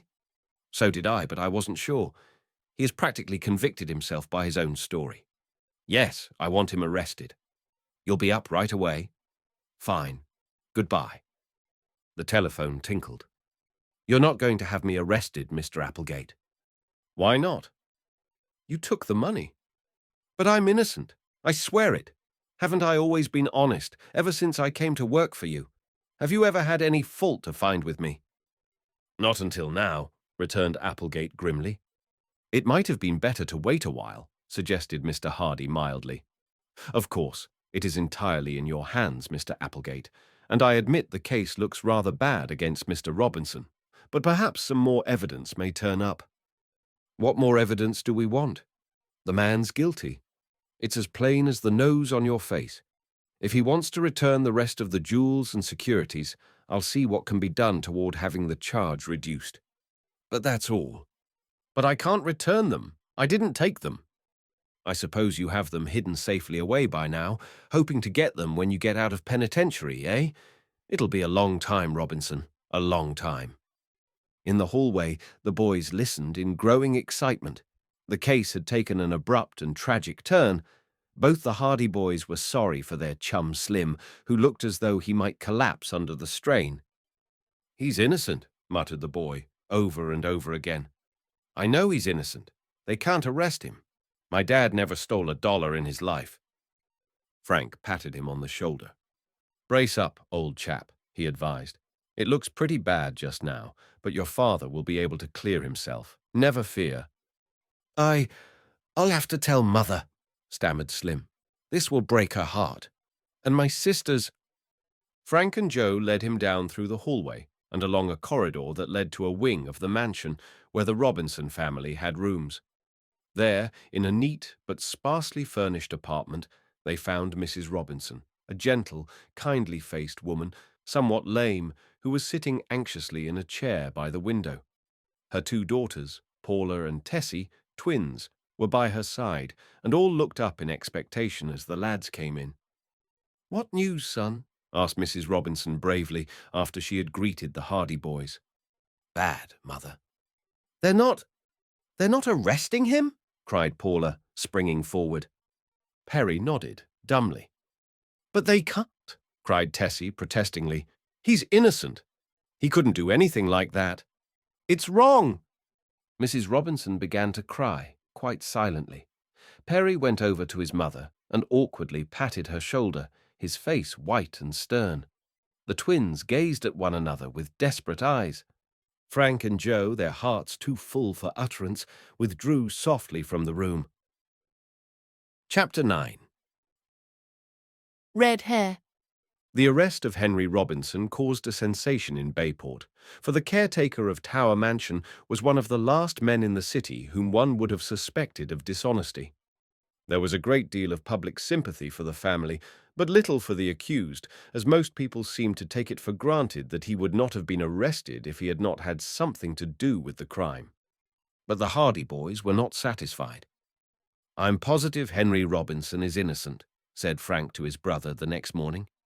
"There's a great deal about this case that hasn't come to the surface yet. I have a sort of sneaking idea that the man who stole Chet Morton's car had something to do with this." "He was a criminal, that much is certain," agreed Joe. "He stole an automobile and he tried to hold up the ticket office." "I'd like to go back to the place where we saw the wrecked car. You never know what evidence we might find. There might be something there that would identify the chap." "I'm with you. Let's go this morning." So within the hour, the boys were on their motorcycles, speeding along the shore road toward the place where the speed fiend's car had been wrecked in the bushes. "I'd certainly like to do something to help clear Mr. Robinson," said Frank. "It's pretty tough on Slim and his mother and sisters." "We probably won't be able to do very much. If Dad can't clear him, I don't think we can help a great deal, but it's worthwhile trying." "It sure is. And I've had a hunch all along that we didn't investigate the wreck of that car closely enough." "Well, we'll make a thorough job of it this time." When the boys reached the scene of the wreck, they found the smashed car just where they had seen it last. The tires had been taken, and some of the accessories that had escaped destruction had been stripped from the automobile, but the car had been so badly smashed that there were few evidences of disturbance. Leaving their motorcycles by the side of the road, the lads plunged down into the bushes and busied themselves examining the wreckage. Joe hunted through the side pockets in the hope that there might be papers or some other means of identification, but in this he was disappointed.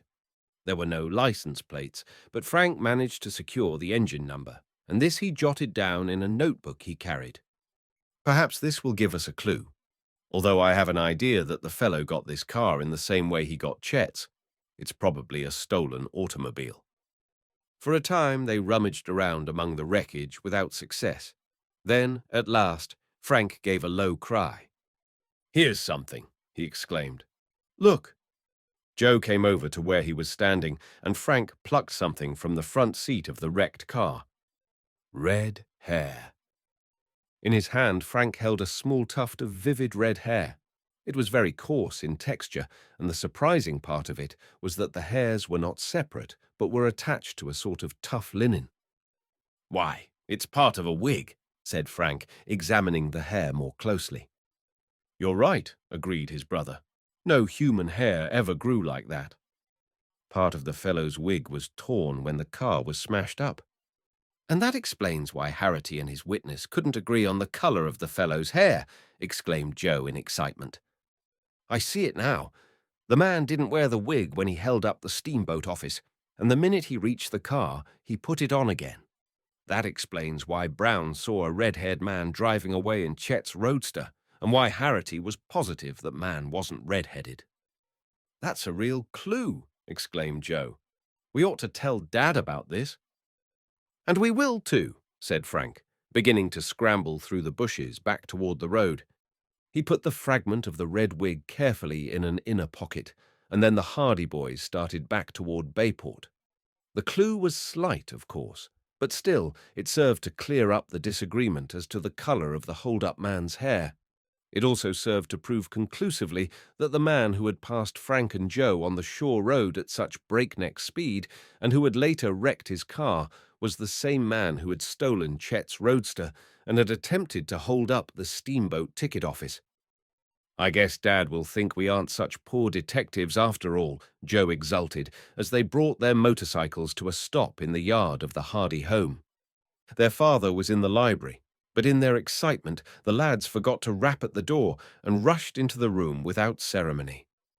"Dad, we've found a clue!" cried Joe when he saw his father sitting at the huge oak desk. Then he fell back, embarrassed, when he saw that there was someone else in the room.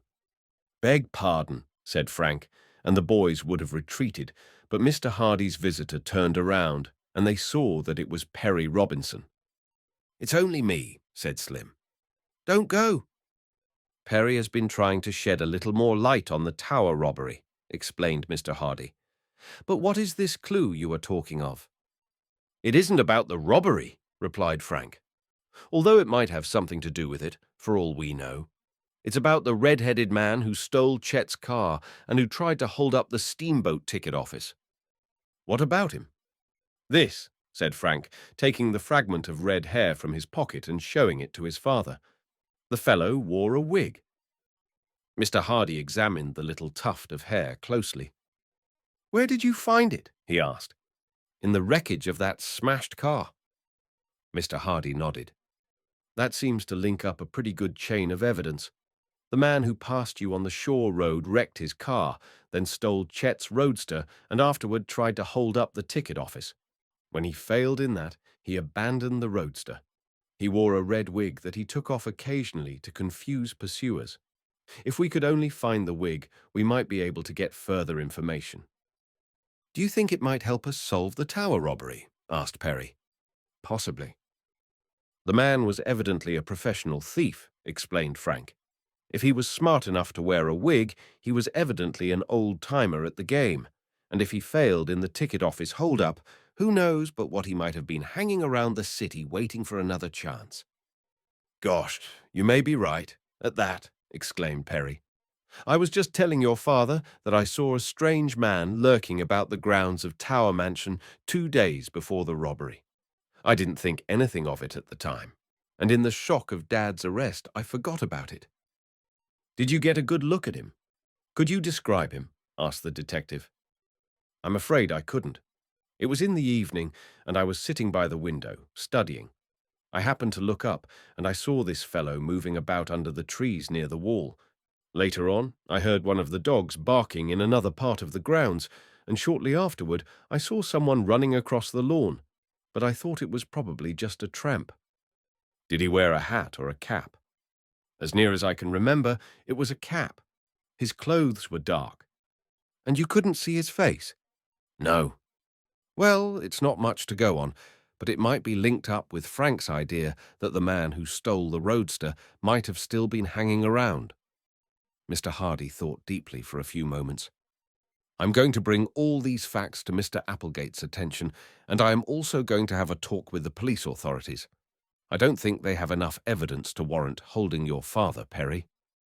"Do you think you can have him released?" asked the boy eagerly. I'm sure of it. In fact, I think Mr. Applegate is beginning to realize now that he made a mistake, and I don't think the police are any too anxious to go ahead with the case on the meager evidence in their possession. It will be wonderful if we can have Dad back with us again, said Perry. Although it won't be quite the same, he'll be under a cloud as long as this mystery isn't cleared up. And of course Mr. Applegate won't employ him any more. All the more reason why we should get busy and clear up the affair, returned Mr. Hardy. You boys can help. How? By keeping your eyes and ears open and by using your wits. That's all there is to detective work. Well, you can just bet that if it will clear Slim's dad, we'll be listening and looking for every clue there is, Joe assured his father. Chapter 10. An important discovery. When the Hardy boys returned from school next afternoon, they saw that a crowd had collected about the bulletin board in the post office. Wonder what's up now, said Joe, pushing his way forward. Boylike, he was able to make his way through the crowd with the agility of an eel, and Frank was not slow in following. On the board was a large poster, the ink on which was scarcely dry. At the top, in enormous black letters, they read, $1,000 reward. Underneath, in slightly smaller type, came the following. The above reward will be paid for information leading to the arrest of the person or persons who broke into Tower Mansion and stole from a safe in the library jewels and securities as follows. Then came a list of the jewels and negotiable bonds that had been taken from Tower Mansion, the jewels being fully described and the numbers of the bonds being given. It was announced that the reward was offered by Herd Applegate. Why, that must mean that the charge against Mr. Robinson has been dropped, exclaimed Joe. It looks like it. Let's go and see if we can't find Slim.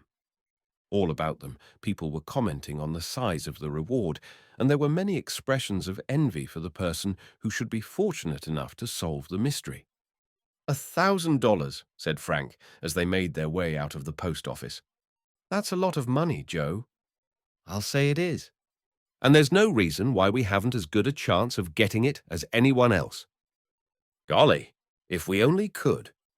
Why not? Let's get at this case in real earnest.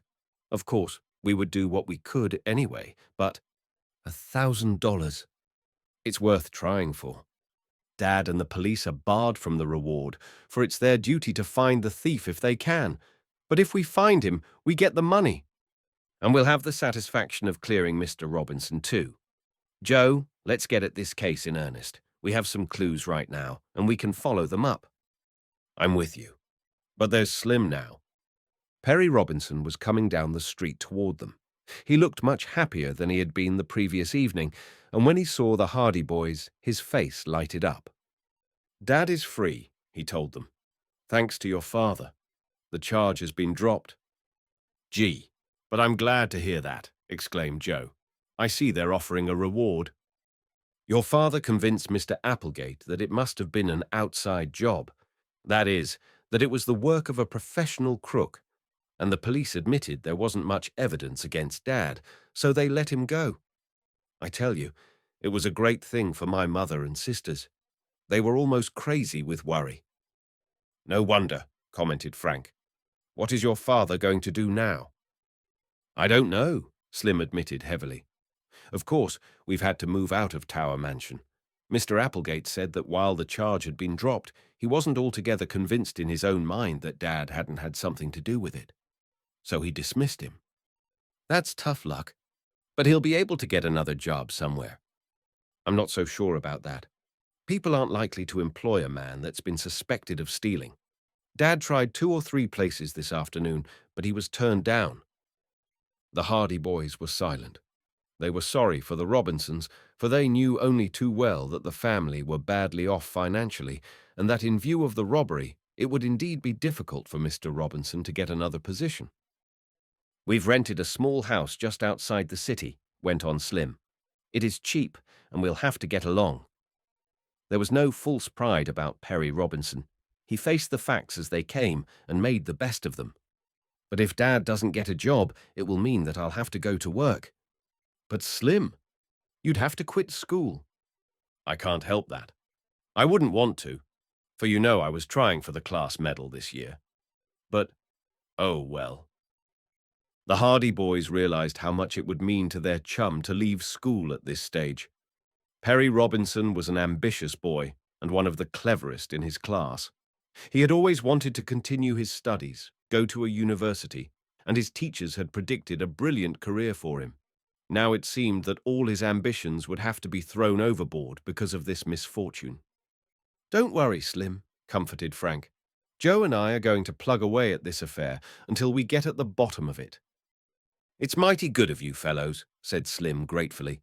"I won't forget it in a hurry. You've been pretty white to me all through this." "Aw, shucks," muttered Frank, embarrassed. "It's the reward we're after. Applegate is offering $1,000. "Oh, I know it isn't altogether the reward. You would do it to help us anyway, and you know it. Look what you've already done."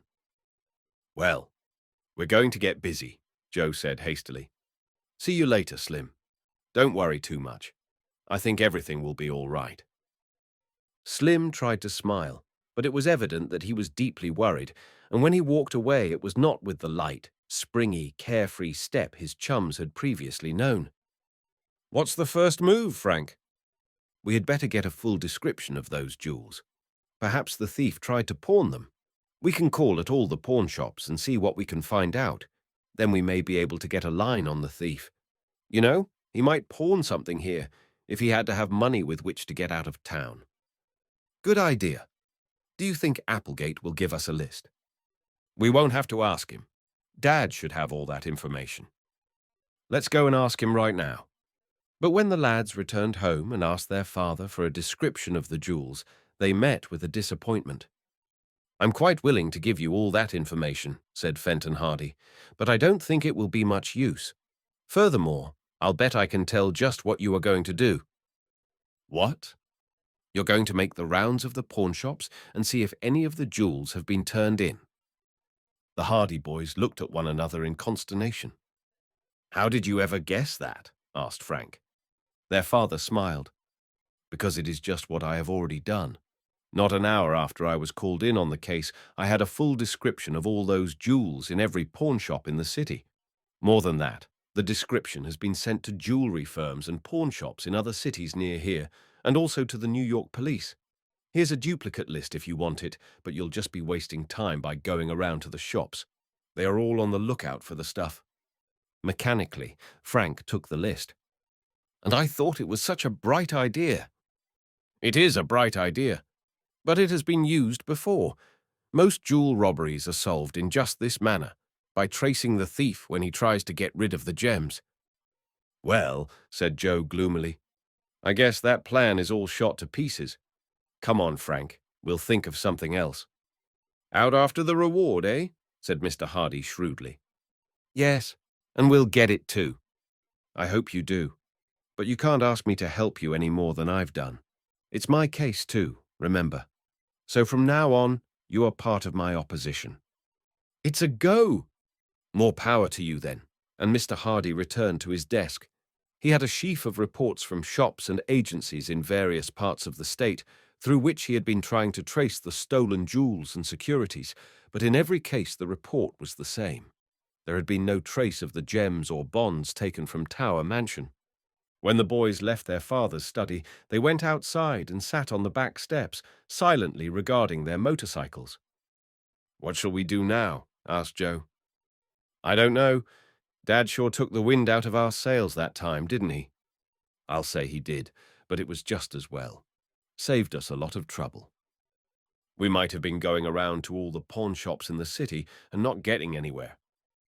Looks as if Dad has the inside track on the case, anyway. If any of the jewels are turned in, he will be the first to hear of it. What chance have we?" "I'm hanged if I'll give up," declared Frank with determination.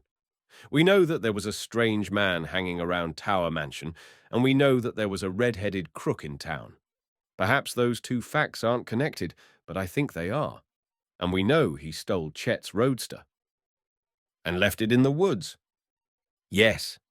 And say, Joe, we didn't take much time to look around when that roadster was found, did we? What was the use? The roadster was there, and Chet got it back. No, but the man who stole the car had been there too. Perhaps he left some clue. Joe slapped his knee with an open hand. I never thought of that, Frank. Let's go right back there now. Come on. Eagerly, the Hardy boys dashed over to their motorcycles. In a few minutes, they were speeding through the streets of Bayport, out toward the woods where Chet Morton's roadster had been abandoned.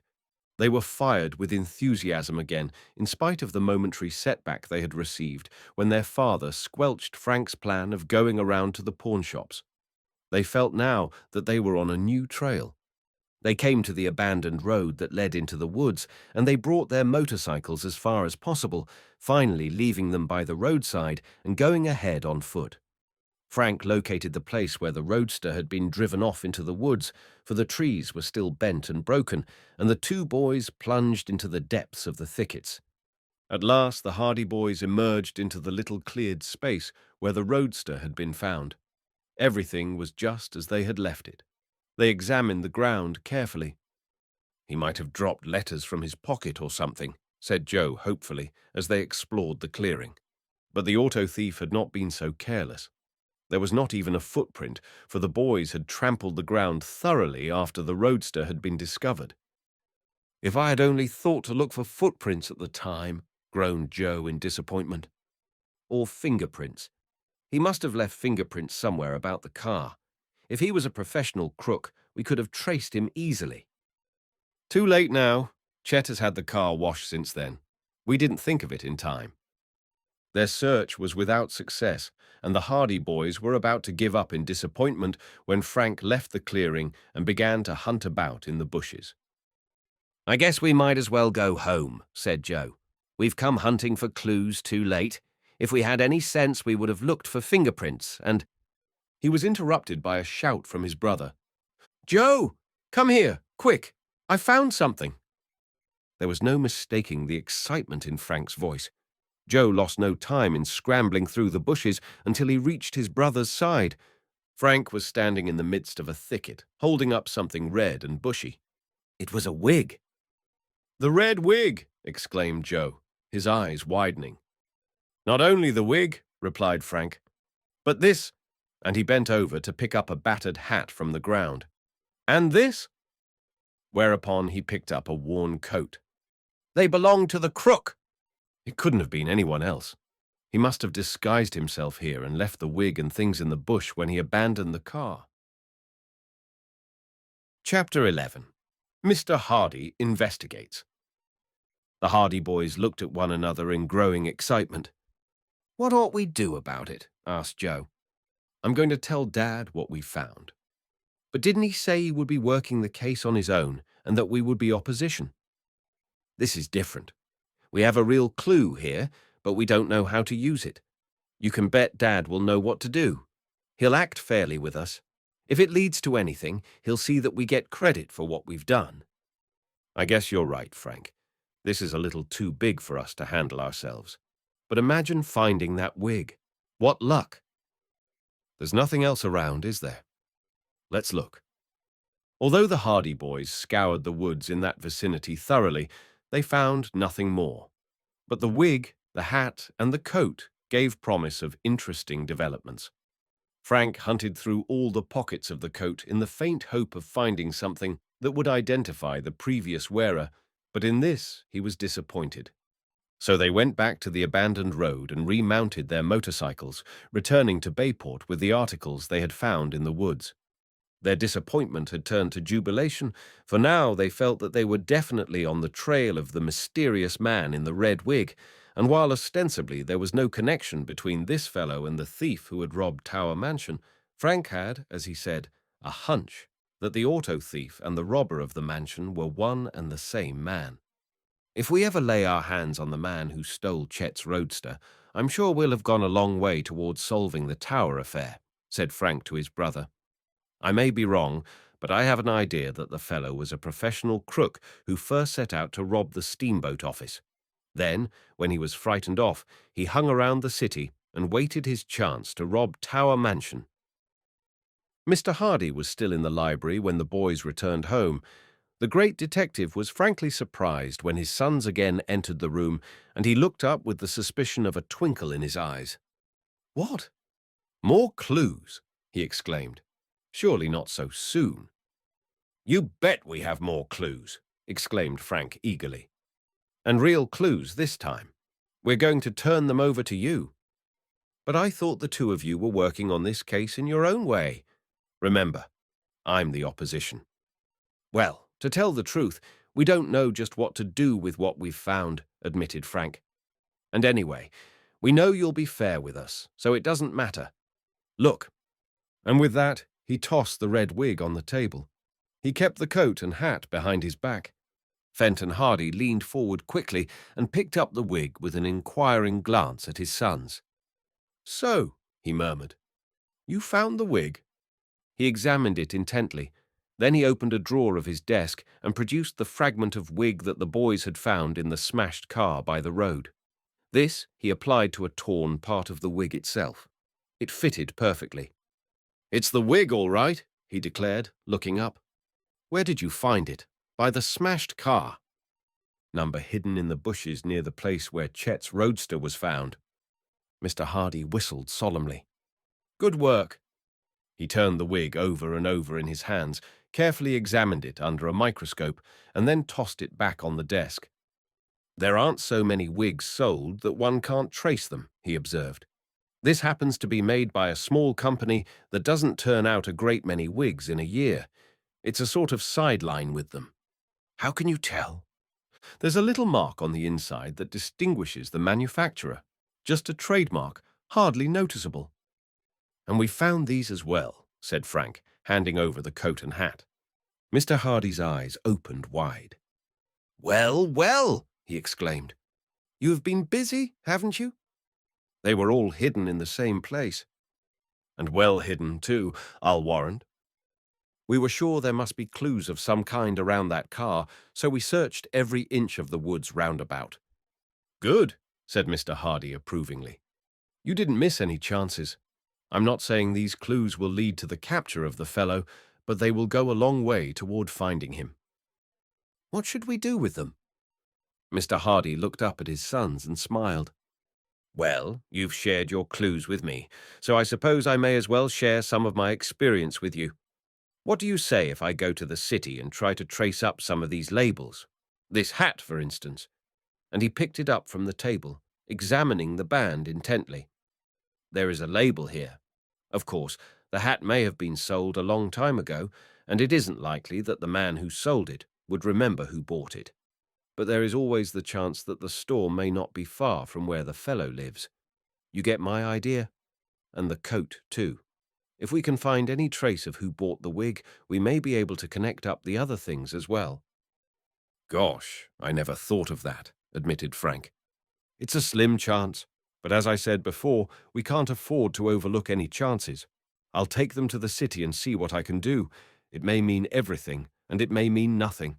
Don't be disappointed if I come back empty-handed, and don't be surprised if I come back with some valuable information." Mr. Hardy tossed the wig, the coat, and the hat into a club bag that was standing open near his desk. The great detective was accustomed to being called away suddenly on strange errands, and he was always prepared to leave at a moment's notice. "Not much use starting now," he said, glancing at his watch. "But I'll go to the city the first thing in the morning. In the meantime, don't rest on your oars, as the saying is. Keep your eyes and your ears open for more clues. The case isn't over yet by any means." Mr. Hardy picked up some papers on his desk as a hint that the interview was over, and the boys left the library. They were in a state of high excitement, for they were confident now that they had made valuable progress in the case, and they were sure that if the wig and the garments could be of any use at all toward locating the crook, Mr. Hardy would be the man to use them. When they went to bed that night, they could hardly sleep, so elated were they over their discovery near the abandoned roadway.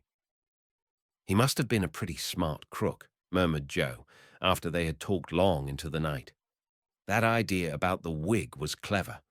I'll bet he was an experienced guy." "The smarter they are, the harder they fall," replied Frank. "It's the experienced crook that the police always look for." If this fellow has any kind of a record at all, it won't take long for Dad to run him down. I've heard Dad say that there is no such thing as a clever crook. If he was really clever, he wouldn't be a crook at all. Yes, I guess there's something in that too, but it shows that we're not up against any ordinary amateur. This fellow must be a slippery customer. He'll have to be mighty slippery from now on. Once Dad has a few clues to work on, he never lets up till he gets his man. Well, let's hope he gets this one. He'll think a lot more of us as detectives if he does. And with that, the boys fell asleep.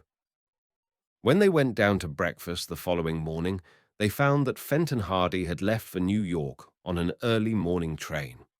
The Hardy boys went to school, but all through that morning they could scarcely keep their minds on their work. Their thoughts were far afield.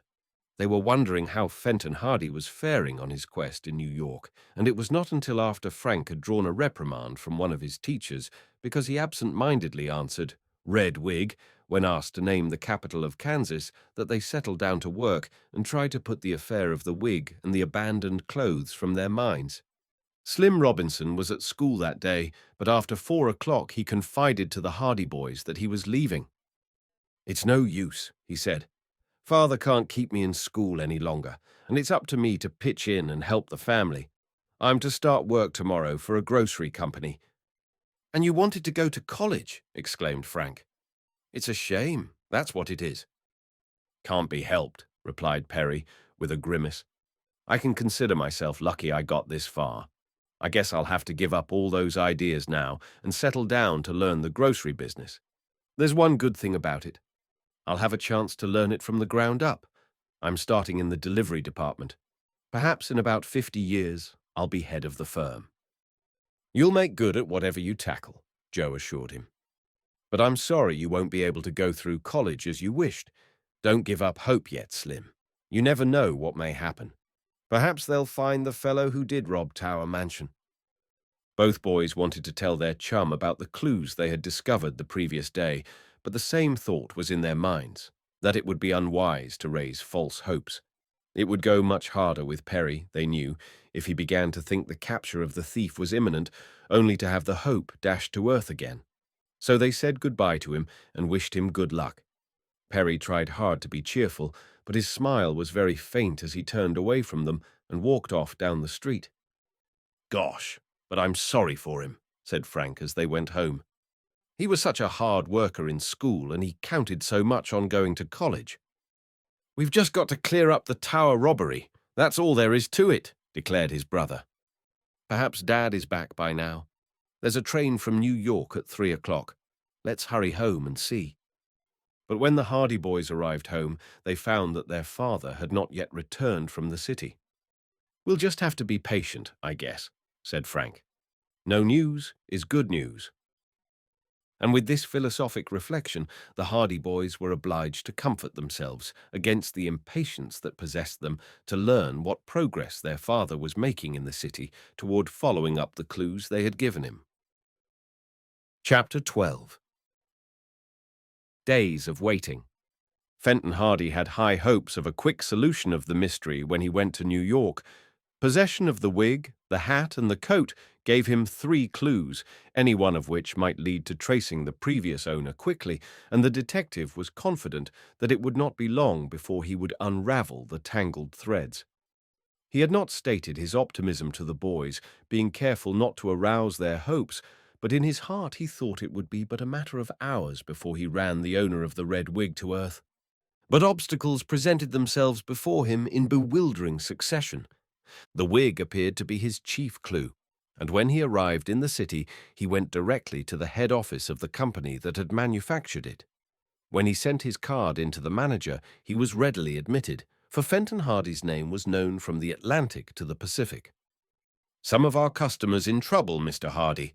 asked the manager, when the great detective tossed the red wig on his desk. "Not yet, but one of your customers will be in trouble if I can ever trace the purchaser of this wig." The manager picked it up. He inspected it carefully and frowned. "We are not, as you know, a wig-making firm," he said.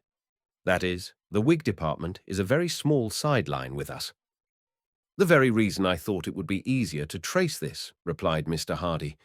"If you turned out thousands of them every year, it might be more difficult. You sell to an exclusive theatrical trade, I believe." "Exactly. If an actor wants a wig of some special nature, we do our best to please him. We only make the wigs to order." "Then you will probably have a record of this one." The manager turned the wig over in his hands, glanced carefully at the inside, felt of the weight and texture, then pressed a button at the side of his desk. A boy came and departed with a message. "It may be difficult. This wig is not new. In fact, I would say it was turned out about 2 years ago." "A long time, but still." "I'll do the best I can." A bespectacled old man shuffled into the office at that moment, in response to the manager's summons, and stood waiting in front of the desk. "Kaufman, here," said the manager, "is our expert. What he doesn't know about wigs isn't worth knowing." Then, turning to the old man, he handed him the red wig. "Remember it, Kaufman." The old man looked at it doubtfully. Then he gazed at the ceiling. "Red wig, he muttered. "About 2 years old, isn't it?" prompted the manager. "Not quite. 1.5 years, I'd say. Looks like a comedy character type. Wait till I think.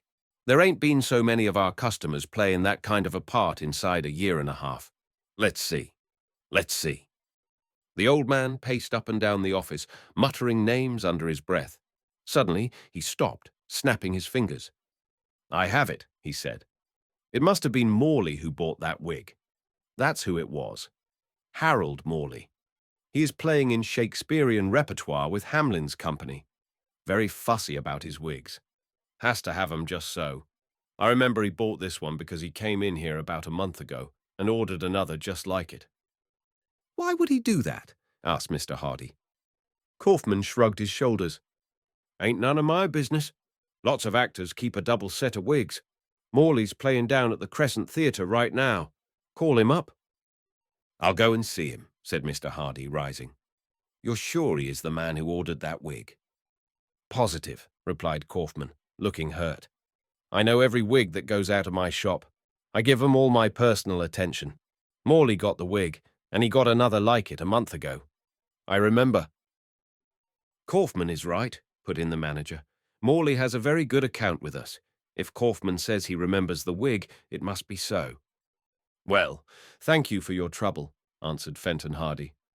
"I may be able to see Mr. Morley in his dressing room if I hurry. It lacks about half an hour of theatre time." "You'll just about make it. Glad to have been of service, Mr. Hardy. Any time we can do anything for you, just ask." "Thank you," and Fenton Hardy shook hands with Kaufman and the manager, then left the office, bound for the Crescent Theatre. But the detective's hopes were not as high as they had been. He knew that Morley, the actor, was certainly not the man who had worn the wig on the day the roadster was stolen, for the Shakespearean company of which Morley was a member had been playing a 3 months' run in New York. It would be impossible for the actor to get away from the theatre long enough for such an escapade, just as it was improbable that he would even try to do so. He presented his card to a suspicious doorman at the Crescent and was finally admitted backstage and shown down a brilliantly lighted corridor to the dressing room of Harold Morley. It was a snug little place, the dressing room, for Morley had fitted it up to suit his own tastes once it was assured that the company would remain at the Crescent for an extended run. There were pictures on the walls, a potted plant in the window overlooking the alleyway, and a rug on the floor. Seated before a mirror with electric lights at either side was a stout little man, almost totally bald. He was diligently rubbing cold cream on his face, and when Fenton Hardy entered, he did not turn around, but, eyeing his visitor in the mirror, casually told him to sit down. "Often heard of you, Mr. Hardy," he said, in a surprisingly deep voice that had a comical effect in contrast to his diminutive appearance. "Often heard of you. Glad to meet you. What kind of call is this? Social or professional?" "Professional," Morley continued, rubbing cold cream on his jowls. "Spill it," he said briefly. "What's it all about?" "Ever see this wig before?" asked Mr. Hardy, tossing the red wig on the table. Morley turned from the mirror, and an expression of delight crossed his plump countenance. Well, I'll say I've seen it before, he declared. Old Kaufman, the best wig maker in the country, made that for me about a year and a half ago. That's the kind of wig I wear for Launcelot Gobbo in The Merchant of Venice. Where did you get it? I sure didn't think I'd ever see that wig again. Why? Stolen from me. Some low-down egg cleaned out my dressing room one night, during the performance. Nerviest thing I ever heard of. Came right in here while I was doing my stuff out front, grabbed my watch and money and a diamond ring I had lying by the mirror, took this wig and a couple of others that were lying around, and beat it. Nobody saw him come or go. Must have got in by that window. Morley talked in short, rapid sentences, and there was no mistaking his sincerity. How many wigs did he take? About half a dozen. Funny thing about that, too. They were all red. Took nothing but red wigs. I told the cops to be on the lookout for a red-headed thief. I didn't worry so much about the other wigs, for they were for old plays, but this one was being used right along. Kaufman made it specially for me. I had to get him to make another. But say, where did you find it? Oh, just a little case I'm investigating. The crook left this behind him. I was trying to trace it. Well, you've traced it all right. But that's all the help I can give you. The cops never did find out who cleaned out my dressing room. Mr. Hardy was disappointed. The clue of the red wig had led only to a blind alley, but he concealed his chagrin and tossed the wig over to Morley. Gee, and I'm sure glad to get it back again, declared the actor. Things haven't gone right with me at all since I lost that wig. Losing it brought me a whole flock of bad luck. Sorry I can't help you find the guy that took it. What's he been up to now? Fenton Hardy evaded the question. Oh, I'll probably get him some other way. Give me a list and description of the stuff he took from you. Probably I can trace him through that. Hop to it, said Morley breezily. Hop right to it, old man. Here's a list of the stuff right here. He reached in a drawer and drew out a sheet of paper, which he handed over to the detective. That's the same list I gave to the cops when I reported the robbery. Number of the watch and everything. Mr. Hardy folded the list and put it in his pocket. Morley glanced at his watch, lying beside the mirror, face up, and gave an exclamation. Suffering Sebastopol. Curtain in 5 minutes, and I'm not half made up yet. Excuse me, Mr. Hardy, but I've got to get busy. In this business, I'll be ready in a minute. Doesn't go. He seized a stick of grease paint and feverishly resumed the task of altering his appearance to that of the character he was portraying at the matinee that day. Mr. Hardy, smiling at the actor's casual informality, withdrew from the dressing room and made his way out to the street. A blind alley, he muttered. I was sure I could trace the fellow by means of the wig. Oh, well, he shrugged his shoulders. I still have the hat and coat, and if the worst comes to the worst, I can try to trace the chap through the stuff he stole from Morley, for it was probably the same man. But it looks like a big job. It was a big job. Efforts to trace the purchaser of the hat and coat were fruitless. The search ended at a second-hand store where the owner vainly tried to sell Mr. Hardy a complete outfit of clothing at a bargain, but could not or would not remember who had bought the coat from him. He sold so many coats and at such bargains that he could not remember the customers who came into his store. Mr. Hardy was forced to retire, defeated. The predominating quality of the detective's character was patience. When he found that he could not trace the thief through the wig, the hat, or the coat, he doggedly set to work trying to trace the man who had broken into the dressing room of the actor, Morley, and this, in spite of the fact that the police had already given up that case as hopeless. Then, in his spare time, Mr. Hardy spent hours at police headquarters, poring over records, searching for particulars of hundreds of red-headed criminals. It was over a week before he found what he wanted, and it came from a chance note at the bottom of a police description of a thief who was at that time out on parole. But when Fenton Hardy saw the note, he knew he had stumbled on the clue he needed, and he smiled grimly. It won't be long now, he remarked, in the popular phrase of the day, as he went back to his hotel. Chapter 13. In poor quarters. In the meantime, the Hardy boys were finding the suspense almost unbearable. They had expected that their father would be away but a day at the most, but when 2 days dragged by, then 3, and finally an entire week, without word from Mr. Hardy further than a brief note from New York stating that he was well and that the case was not as easy of solution as he had hoped, they became depressed. "If Dad can't get the thief, no one can," declared Joe with conviction. "And I'm beginning to think that even Dad is falling down in this affair." "Better wait till he admits it himself," suggested Frank, "although I don't mind telling you I'm not very hopeful myself." Frank's preoccupied air had not gone unobserved. Callie Shaw had noticed his abstraction. More than once, when she had smiled pleasantly at him as they met one another in the hallways or in the classroom at the high school, he had merely nodded moodily. Callie was too sensible to be hurt by this, but she wondered what was worrying Frank. So one afternoon, when they happened to leave school together, she taxed him with it. "What's on your mind, Frank?" she asked gaily. "You've been going around looking like a human thundercloud for the last week." "Who, me?" "I didn't notice," returned Frank heavily. "Yes, you," she replied, mimicking his lifeless tone. "You used to be full of fun. What's the matter? Can't I help?" She glanced up at him eagerly. Frank shook his head. "No, you can't help, Callie. It's about Slim." "Slim Robinson? Oh, yes. Wasn't that too bad?" said Callie with quick sympathy. "He had to leave school. They tell me he's working.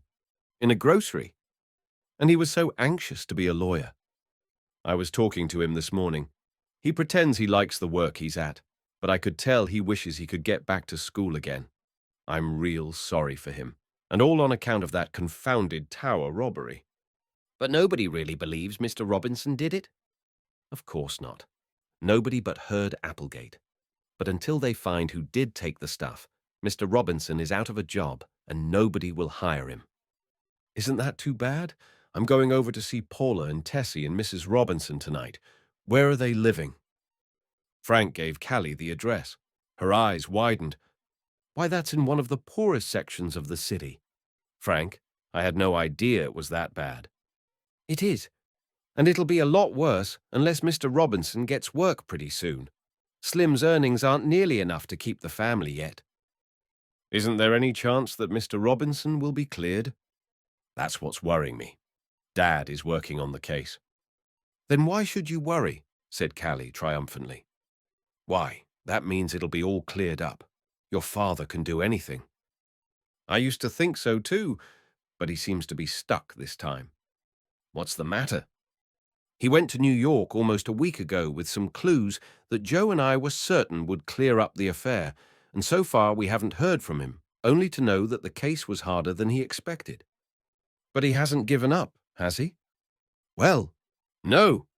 "Then what are you worrying about, silly? If your father had given up the case, there would be something to worry about. If he is still working on it, there's always hope." They walked on in silence for a while. "Let's go out to see the Robinsons," Callie said suddenly. "I've been intending to go, but I sort of, well, you know, you thought it might embarrass them. Well, it won't. I know Paula and Tessie well, and they're not that kind. They'd appreciate a friendly visit." Frank hesitated. He had the natural shyness of his age, and he felt awkward about visiting the Robinsons in their new home, for he knew they were now in reduced circumstances and might not wish their former friends to see them in their present plight. But Callie's words reassured him. "All right, I'll go. We can't stay long, though." "We can't. I must be back in time for supper. We'll just drop in on them so they'll know we haven't forgotten all about them." "I thought you were going over to see them tonight." "I was, but I've changed my mind. I want you to come with me now." Frank hailed a passing streetcar bound for the section of the city in which the Robinsons lived, and they got on board. It was a long ride, and the streets became poorer and meaner as they neared the outskirts of Bayport. "It's an outrage, that's what it is," declared Callie abruptly.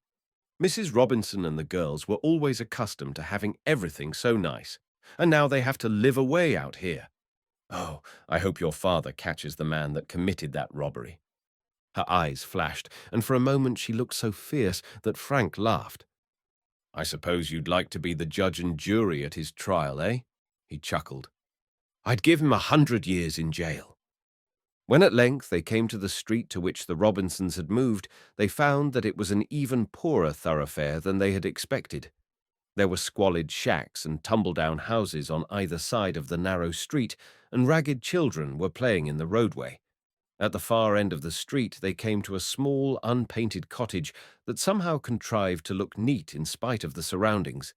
The picket fence had been repaired and the yard had been cleaned up. "This is where they live," said Frank. "It's the neatest place on the whole street." Paula answered their knock. Her face lighted up with pleasure when she saw who the callers were. "Frank and Callie," exclaimed the girl. "You've come to see us. Come in. We're dying of loneliness. There hasn't been a soul out this way since we moved." Callie flashed Frank a look of triumph and whispered, "There, now. Didn't I tell you they'd be glad?" as they went into the house. They were greeted with kindly dignity by Mrs. Robinson and with girlish good humour by Tessie. Mrs. Robinson received them with the same self-possession she would have shown had they been back at Tower Mansion, and Frank wondered at himself for thinking that these good people might be ashamed to meet their old friends in this new and humbler home. "We can't stay long," explained Callie, "but Frank and I just thought we'd run out to see how you all are." "We're all well. That's one mercy to be thankful for," answered Mrs. Robinson. "Perry is working. I suppose you knew that." "And Mr. Robinson?" inquired Frank. She shook her head. "Not yet." Mrs. Robinson's lips quivered. "It's so hard for him," she said. "Without a recommendation, you know. It looks as though he might have to go to another city to get work." "And leave you here?" "I suppose so. We don't know what to do." "It's so unjust," flared Paula. "Papa didn't have a thing to do with that miserable robbery, and yet he has to suffer for it just the same. Has your father discovered anything yet, Frank?" asked Mrs. Robinson hesitantly. "I'm sorry," admitted Frank. "We haven't heard from him. He's been away in New York following up some clues, but so far there's been nothing. Of course, it isn't often he falls down on a case. We hardly dare hope that he'll be able to clear Mr. Robinson. The whole case is so mysterious." "I've given up thinking of it," Tessie declared. "If it is cleared up, all well and good. If it isn't, we won't starve, at any rate, and Papa knows we all believe in him." "Yes, I suppose it doesn't do much good to keep talking about it," agreed Mrs. Robinson. "We've gone over it all so thoroughly that there is nothing more to say." So, by tacit consent, the subject was changed, and for the rest of their stay, Frank and Callie chatted of doings at school. Mrs. Robinson and the girls invited them to remain for supper, but Callie insisted that she must go. When they left, they promised faithfully to pay another visit in the near future. Only once again was the subject that was nearest their hearts brought up, and that was when Mrs. Robinson drew Frank to one side as he was leaving. "Promise me one thing," she said. "Let me know as soon as your father returns, if he has any news." "I'll do that, Mrs. Robinson," agreed the boy. "I know what this suspense must be like for you. It's terrible. But as long as Fenton Hardy is working on the case, I'm sure that it will be cleared up if it is humanly possible." And with that, the matter rested. Callie was unusually silent all the way home. It was evident that she had been profoundly affected by the change that the Tower Mansion mystery had caused in the lives of the Robinsons. Naturally sympathetic and tender-hearted, she felt keenly the injustice of it all, and she realized even more than Frank what it had meant to Mrs. Robinson and the girls to move from their comfortable home in the mansion to the squalid and distant part of the city in which they now lived. Callie lived but a few blocks away from the Hardy home, and Frank accompanied her to the gate. "Mercy," she exclaimed, glancing at her watch. "It's after 6. I'm away late for supper." "So am I. See you tomorrow." "Surely. But Frank—" "Yes." Callie hesitated, then looked directly into his eyes. "Frank," she said, "if your father, somehow, doesn't clear up this affair, you and Joe simply must do it. You must. For the Robinsons. It means so much to them. Dad won't fall down on it. Don't worry. and Joe and I are giving all the help we can." His confidence was contagious. Callie brightened up immediately. "In that case," she said gaily, "the mystery is as good as solved. The three best detectives in the world are working on it. Goodbye, Frank." With that, she ran lightly into the house. Chapter 14. Red Jackley. It was another week before Fenton Hardy returned to Bayport. Contrary to the expectations of the boys, he did not arrive from New York. Instead, he came home early one morning, having reached the city by a train from the west. He had sent no advance notice of his arrival, and the first his sons knew of it was when a servant told them that their father had reached the house in the early hours of the morning, plainly careworn and travel-stained. He had gone immediately to bed, leaving orders that he was on no account to be disturbed. This was at breakfast, and although the boys were wild with impatience to learn the outcome of their father's trip, they were obliged to curb their curiosity. Mr. Hardy was still sleeping when they left for school that morning, and, to their surprise, he was asleep when they came back home for lunch. "He must be mighty tired," remarked Joe. "I wonder where on earth he came from." "Probably been up all night. When Dad gets hard at work on a case, he forgets all about sleep. I'll bet he found something." "Hope so, but I wish he'd wake up and tell us. I hate to go back to school without knowing." But Mr. Hardy had not awakened by the time the boys set out for school again, although they lingered until they were in danger of being late. All afternoon they were tormented by curiosity. Where had their father been? What had he discovered? As soon as school was out, they fled down the steps, broke away from a group of boys anxious to get up a baseball game, and shattered all records in their race for home. Fenton Hardy was in the library, and as they rushed panting into the room, he grinned broadly at his sons, for he was quite well aware that they were impatient to hear an account of his trip. He looked refreshed after his long sleep, and it was evident that his trip had not been entirely without success, for his manner was cheerful. The Hardy boys knew their father well, and they knew that when a case was difficult of solution, the great detective became moody and worried. "What luck, Dad?" asked Frank, perching on the arm of an easy chair. Mr. Hardy raised his eyebrows, pretending not to understand. "About what?" he inquired. "About the case. The Tower Mansion case. The red wig. Did you find out who owned it? Did you catch the thief?" "Whoa! Whoa! Not all at once. A question at a time, please. Now, do I understand that you want to know if I found out anything about the Tower Mansion affair?" "Don't keep us waiting, Dad," pleaded Joe. "You know that's what we're asking you about." "Well," answered Mr. Hardy, "yes and no."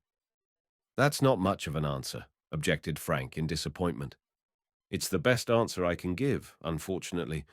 I did find out something about the red wig, but as for connecting its wearer with the Tower robbery, that is still to come." "You traced the fellow who wore the wig?" "I did. And he turned out to be a well-known criminal. Well-known to the police, that is." "What's his name?" asked Joe. "Jackley. John Jackley, commonly known as Red." "Because he has red hair?" "Number. Because he hasn't red hair. That reverses the usual order of nicknames, I imagine. This fellow Jackley has a fondness for wearing red wigs." "And was he the man who stole Chet's roadster?" "It seems almost certain. I traced the wig, which had been originally stolen from an actor in New York. I traced it to Jackley because his habit of wearing red wigs is well known to the police, and by locating him and keeping a close watch on him and paying a call at his room one night when he was out, I managed to find some of the loot that he had taken when he robbed the actor. That seemed to connect everything up very well." "Where did you find him?" asked Frank. "In New York. He wasn't in hiding, for he hadn't been sought for any particular crime at the time. The police seemed to overlook him in their investigation of the dressing room theft." "Did you accuse him?" "Number why I wanted to learn more. When I found the articles that had been stolen from the actor and knew that the wig found by the roadster had been taken at the same time, I knew Red Jackley was the auto thief. But I wanted to get some information on the Tower Mansion affair if possible. So I took a room in the house in which Jackley was living and kept a close watch on him." "Did you learn anything?" Mr. Hardy shook his head. Jackley himself spoiled everything. He got mixed up in a jewel robbery and cleared out of the city. Luckily, I heard him packing up, and I trailed him. The police were watching for him, and he couldn't get out by railway. That is, not in the ordinary manner. Instead, he tried to make his escape by jumping a freight. And you still followed. I lost him 2 or 3 times, but luck was with me, and somehow I managed to pick up his trail again. He got out of the city, out into New Jersey, and then his luck failed him. A railway detective recognized him, and then the chase was on. Up to that time, I had been content with just keeping behind him. I had hoped to pose as a fellow fugitive and win his confidence. But when the chase started in real earnest, I had to join with the other officers. And they caught Jackley. Not without a chase. Jackley, by the way, was once a railroad man. Strangely enough, he once worked not many miles from here. He managed to steal a railway gasoline speeder and got away from us. But he didn't last long, for the speeder jumped the tracks on a curve and Jackley was badly smashed up. Was he killed? I don't think he'll live. He's in a hospital right now, and the doctors say he hasn't much of a chance. But he's under arrest. Oh, yes. He is being held for the jewel robbery and also for the robbery from the actor's dressing room. But I don't think he'll live to answer either charge. Didn't you find out anything that would connect him with the tower robbery? Not a thing. The Hardy boys were disappointed, and their expressions showed it. If Red Jackley died, the secret of the tower robbery would die with him, for by now Frank and Joe were convinced that the notorious criminal had indeed been the thief for whose misdeeds Mr. Robinson was now suffering. And if the secret died with him, Mr. Robinson would be doomed to spend the rest of his life under a cloud, suspected of being a thief. "Have you seen Jackley yet?" asked Frank. "After the smash-up. But I didn't have a chance to talk to him." "You might have been able to get a confession from him." Fenton Hardy nodded. "I may be able to get one yet. If he's sure he's going to die, he may admit everything. I intend to make an effort to see him in the hospital and ask him about the tower robbery anyway." "Is he far away?" Mr. Hardy named a small city not far distant from Bayport. I explained my mission to the doctor in charge, and he promised to telephone me as soon as it was possible for Jackley to see anyone. I'm convinced that the fellow had something to do with the tower affair. It's a certainty that he stole the automobile. The wig proves that. By the same token, it's certain that he was the man who tried to hold up the ticket office. Having failed in that attempt, it seems more than likely that an old-time criminal like Jackley would look around for something else to do before he left Bayport. "You say he used to work near here?" asked Joe. "He was once employed by the railroad, and he knows all the country around here well. Then he got mixed up in some thefts from freight cars, and after he got out of jail, he became a professional criminal. It was when I was looking over the records that I found out about his fondness for wearing a red wig. That was what eventually proved his undoing. If he had not robbed the actor's dressing room to get the wig that he used when he was in Bayport, I would never have traced him." At that moment, it was announced that Chief Colleague of the Bayport police force wished to see Fenton Hardy. The detective winked at the boys and told the servant to show the chief in. Chief Colleague entered the room, mopping his brow with a handkerchief, for it was a hot day, and he was a stout man.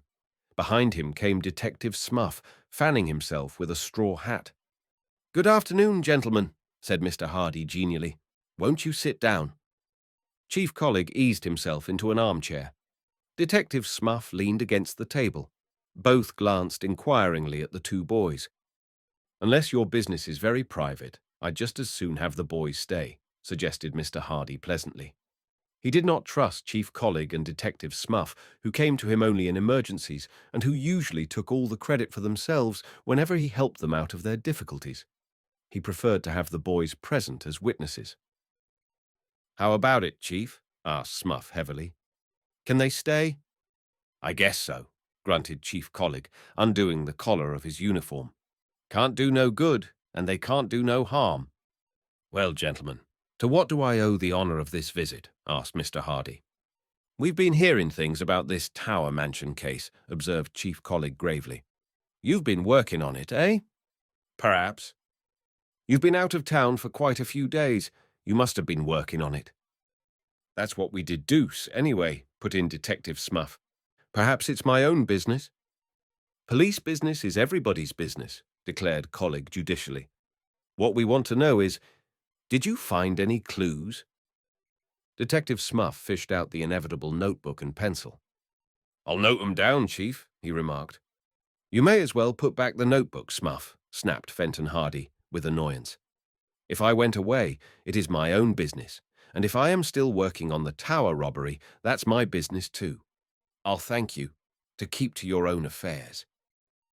Chief Colleague opened his mouth, then closed it again. He took out his handkerchief and mopped his brow, all the while staring at Fenton Hardy. Then he turned and gazed at Smuff.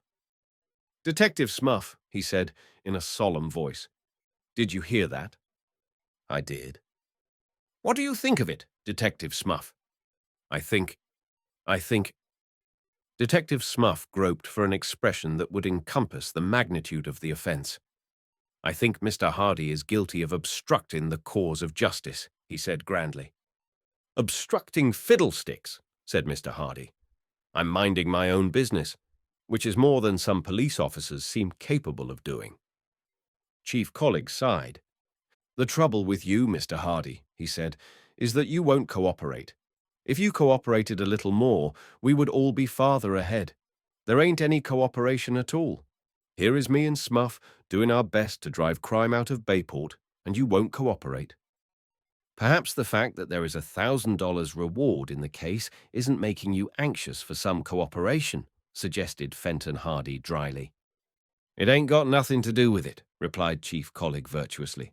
We're just anxious to see this affair cleared up, that's all. Now, Mr. Hardy, we hear you were with the officers that chased this here notorious criminal, Red Jackley. Mr. Hardy gave a perceptible start. He had no idea that news of the capture of Jackley had reached Bayport, much less that news of his own participation in the chase had reached the city. What of it? Did Jackley have anything to do with this here tower case? How should I know?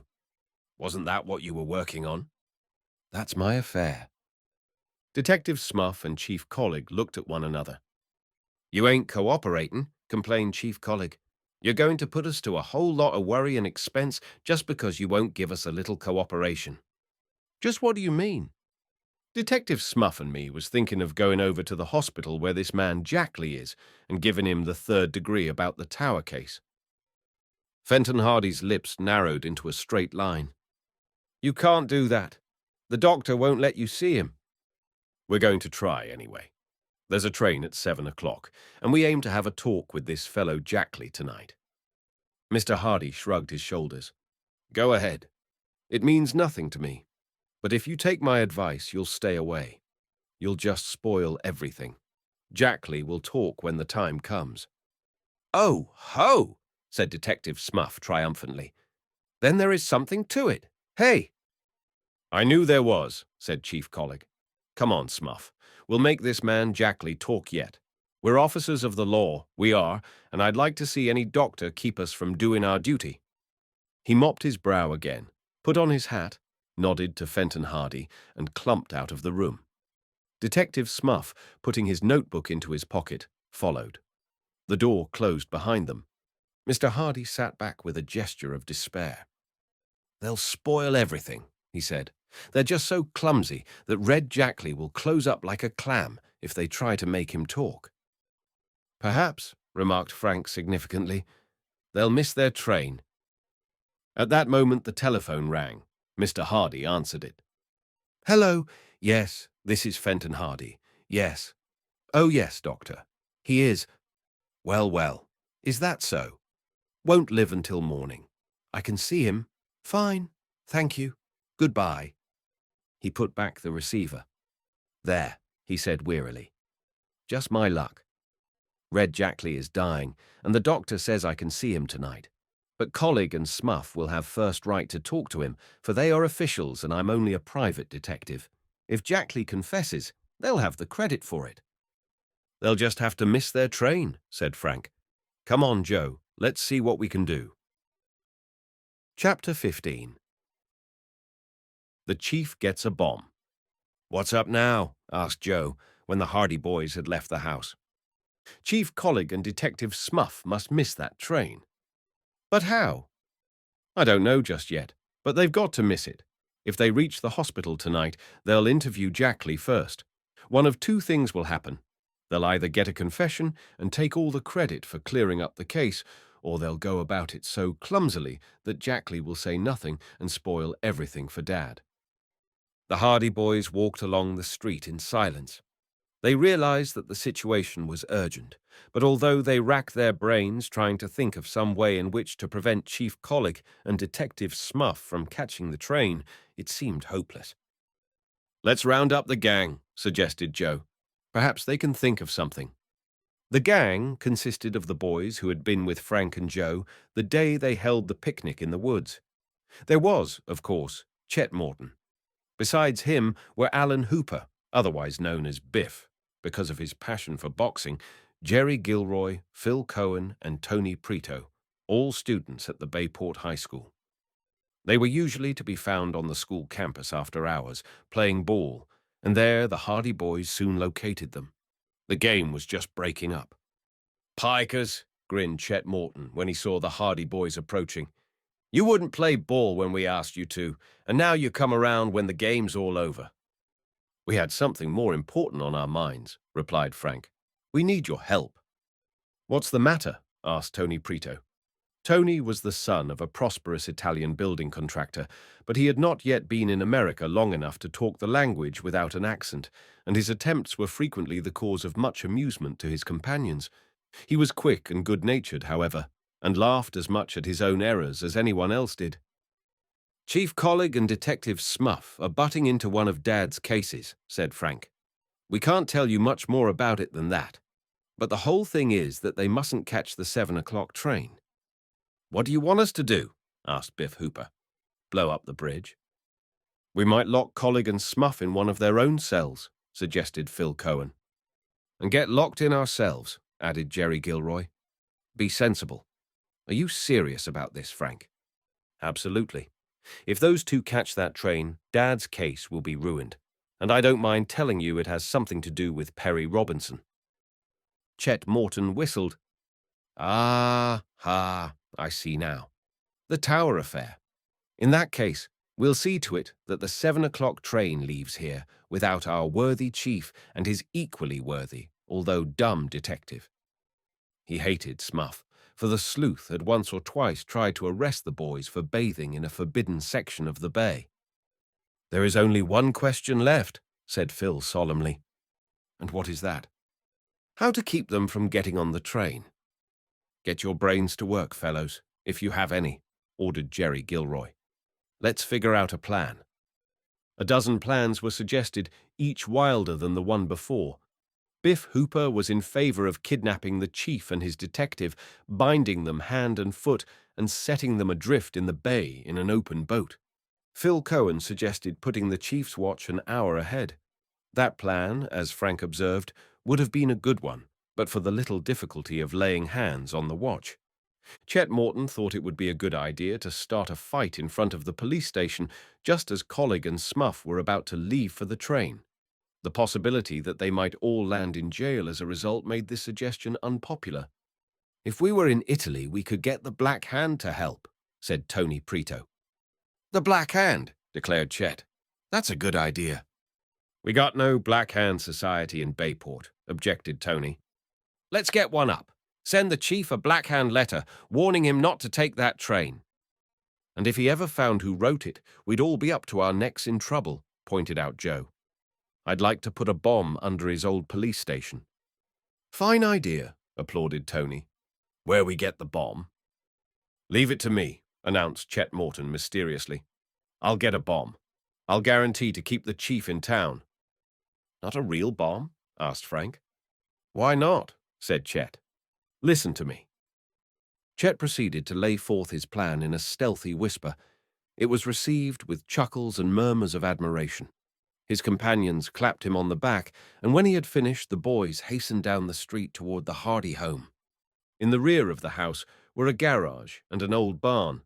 In the barn was a gymnasium that the Hardy boys had fitted out for themselves, and here was the usual collection of old toys, footballs, broken baseball bats, and such paraphernalia to be found wherever boys store their cherished possessions. Frank groped about among the rubbish in one corner until at last he rose with an exclamation of triumph, holding aloft a shining object. "It's here," he said. "Let's get busy. There's no time to lose." An old box was quickly produced, and in it the shining object was placed. The box was then carefully wrapped up, and in a few minutes the boys left the barn, Tony carrying the package under one arm. Not far from the Bayport police station was a fruit stand, over which presided an Italian by the name of Rocco. He was a simple, genial soul who believed almost everything he heard, and, like most of his countrymen, he was of an excitable nature. Toward Rocco's fruit stand the boys made their way. Rocco was sorting over his oranges when they approached. Tony, with the box under his arm, hung in the background, while Chet stepped boldly forward. "How much are your oranges, Rocco?" he asked. Rocco, with much explanatory waving of arms, recited the prices of the various grades of oranges. "Too much. There's a fellow at another fruit stand on the next street, sells them a nickel a dozen cheaper." "He no can do," shrieked Rocco. "My price is de low." Then, angered by this reflection on the prices of his wares, he burst into a lengthy explanation of the struggles confronting a poor Italian trying to get along in a new country. He grabbed Chet by the coat collar, dragged him to a corner of the fruit stall, bade him inspect the fruit, gabbled off prices, and generally worked himself into a state of high indignation. In the meantime, Tony Prito made good use of his time to shove the mysterious package under the front of the stall. Then he joined the other boys who had screened his movements by gathering about Rocco. "You'll have the Black Hand after you if you keep on charging such high prices. That's all I can say," declared Chet as the boys moved away. "Poof! What do I care for the Blacker Hand? No frighten me," said Rocco bravely, but he gulped when he said it, and there was no doubt that the shot had gone home. It was now after 6 o'clock, and the boys decided that in the interests of their plan, they would have to brook the parental wrath by being late for supper. Frank had assumed that Chief Collig and Detective Smuff would be leaving to catch the train at about 10 minutes to 7, so shortly after 6:30, Phil Cohen, who had remained in the background during the interview with Rocco, walked smartly up to the fruit stand again. The others were viewing the scene from around the corner of a nearby building. "Banana," said Phil briefly, tossing a nickel on the counter. When he had received the fruit, he began to eat it, at the same time chatting with Rocco. "What you tink?" snickered the Italian. "Some boys come here a while ago and say de Blacker Hand tink I charge too much for the fruit." "Well, you do charge too much, Rocco. Everybody says so. I sell it a good fruit at a good price." Phil turned aside and at the same time accidentally knocked an apple to the ground. He bent to pick it up, Rocco eyeing him narrowly in case he tried to slip it into his pocket. But Phil did not get up at once. Instead, he said, "Oi, what's this?" "What you find." "What's this, Rocco?" Phil rose from in front of the stand with the package in his hands. "I found this under the counter." Rocco stared. His mouth opened in dismay, for sounding clearly from the inside of the package came a steady tick-tock, tick-tock. "A bomb!" he shrieked. "Put him down!" Thereupon he scrambled wildly over the array of fruit at the back of the stand, knocked over a tray of oranges, and went sprawling over the opposite counter, roaring, "Police!" at the top of his lungs. Phil, with a fine imitation of fright, put the package on top of the counter and fled. Rocco, in his white apron, was dancing about in the middle of the street, yelling, "Bombs! Police! The Blacker Hand!" Then, suddenly fearing that the supposed bomb might explode at any moment, he whirled rapidly about and raced down the street away from the stand, in the general direction of the police station. He reached the doorway just as Chief Collig and Detective Smuff were leaving for the train. Panting with fear and excitement, Rocco implored them to save him from the black-handers who had put a bomb under his fruit stand. "The bomb! She go teak-tock!" he wailed. "She blowered a stand into the little piece." "A bomb!" exclaimed Chief Colleague. "Surely not in Bayport." "I always thought there was black-handers around here," said Smuff. "She blow up the fruit stand. Come quick!" Chief Colleague and Detective Smuff followed Rocco to the corner. Then they peeped around until they could see the deserted fruit stand with the package on the counter. "You say it goes tick-tock, just like at a clock." "Must be a bomb, all right," said Smuff. "They run by clockwork." "Might go off any minute," observed the chief. "I hate to go near it. Smuff, you go and pour a pail of water over it." "Me?" "Yes, you. You're not afraid, are you?" "No, I'm not afraid," muttered Smuff, mopping his brow. "But I got to think of my wife and family." "Coward," said the chief. "I'd do it myself, only it wouldn't be right, seeing I'm your superior officer. Bad for discipline." The worthy officers stared at the package on the fruit stand counter, while Rocco danced with impatience. Neither Colleague nor Smuff dared approach closer, but they realized something must be done. "Where's Riley?" asked the chief at last. "Out on his beat, around the corner." "Get him." Smuff departed hastily, glad of the chance to get away from the vicinity of the bomb. He was some time in locating Con Riley, and when at last that minion of the law was escorted back to the chief, 7 o'clock had come and gone. So had the train. Chapter 16. A Confession. "Riley," ordered the chief, "see that package on the counter of the fruit stand. Go and get it and pour a pail of water over it." "Huh?" exclaimed Riley, gaping. "Pour a pail of water over it."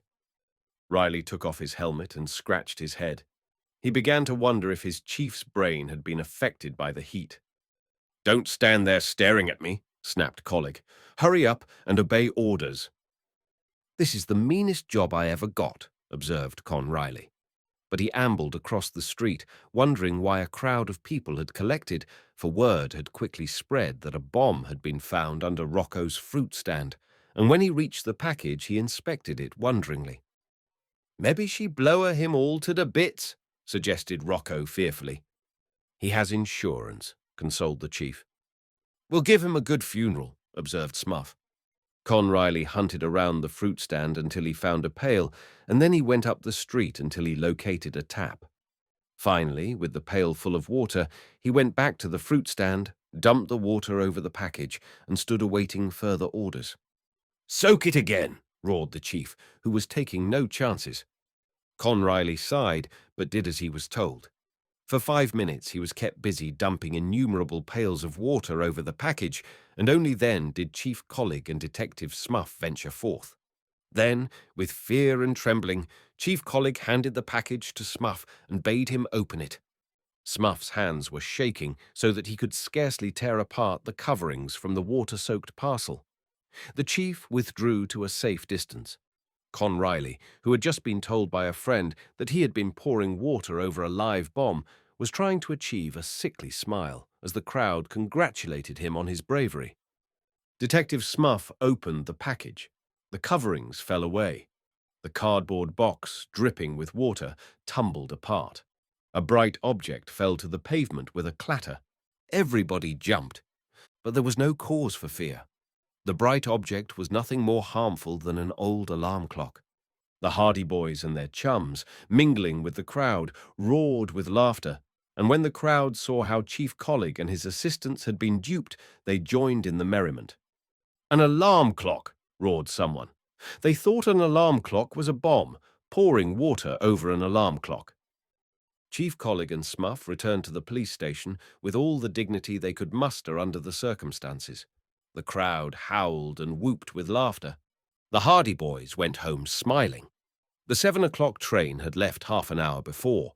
Their father was making the trip to the city without the interference of the chief and his assistant, Smuff. Fenton Hardy returned home late that night, and at the breakfast table next morning he was in high spirits. "Solved another mystery?" asked Mrs. Hardy gaily as she poured the coffee. She seldom asked questions about her husband's work, being of a gentle nature that instinctively shrank from any discussion of crime. It frequently distressed her that Mr. Hardy's occupation should be one that meant terms of imprisonment for those whom his cunning and cleverness had brought to justice. But her husband's attitude this morning was so unmistakably jubilant that she was glad for his sake if he had scored another success. Practically solved, my dear. If you'd care to hear all about it. Not me. You know I don't care to hear about these terrible things. Well, the boys shall hear of it then. They are interested. If they'll come into my den after breakfast, I'll tell them all about it. That means you succeeded, Frank said. Eat your bacon and eggs, and don't be impatient. After breakfast, the boys went with their father into the den off the library, eagerly awaiting news of his mission of the previous evening. They had not told him how Chief Collig and Detective Smuff had missed the train, but they were shrewdly certain that their efforts in this respect had been of considerable assistance to Mr. Hardy. First of all, said the detective, Jackley is dead. Did he confess? You're not very sympathetic for the poor fellow. Yes, he confessed. Fortunately, Chief Collig and Detective Smuff didn't show up.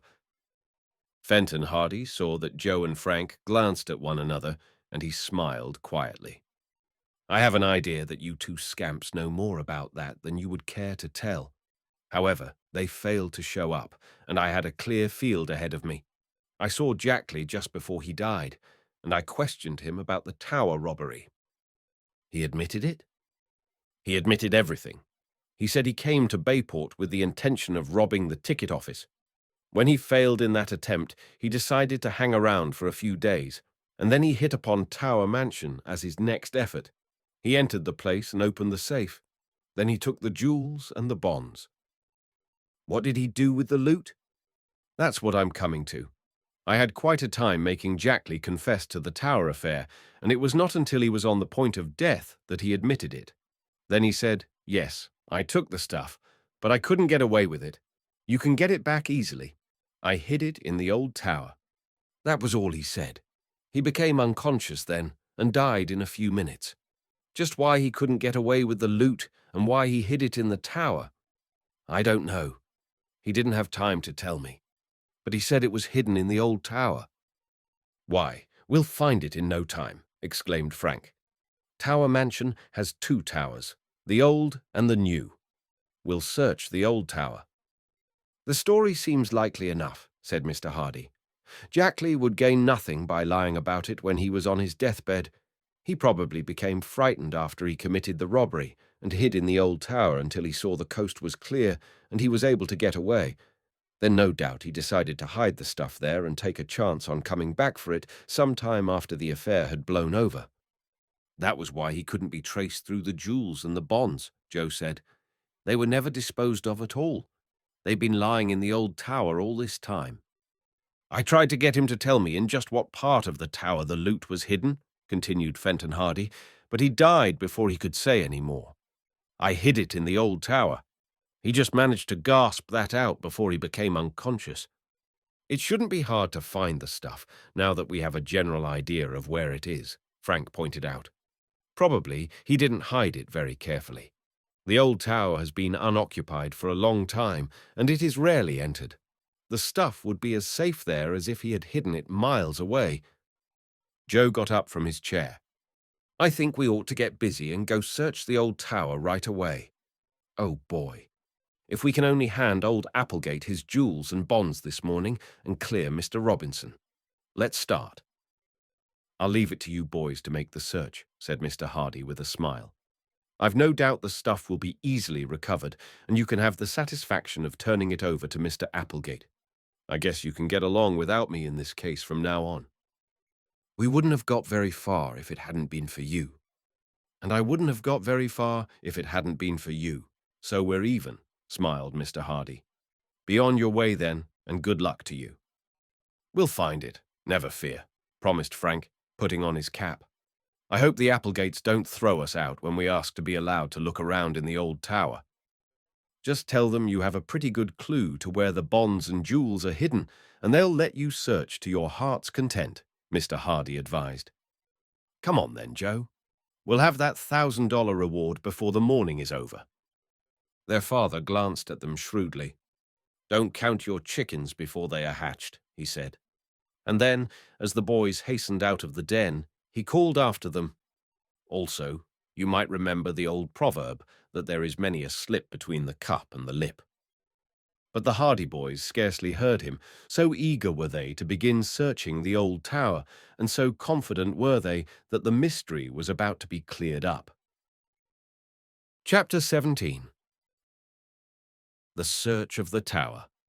When the Hardy boys reached Tower Mansion that morning, the door was answered by Herd Applegate himself.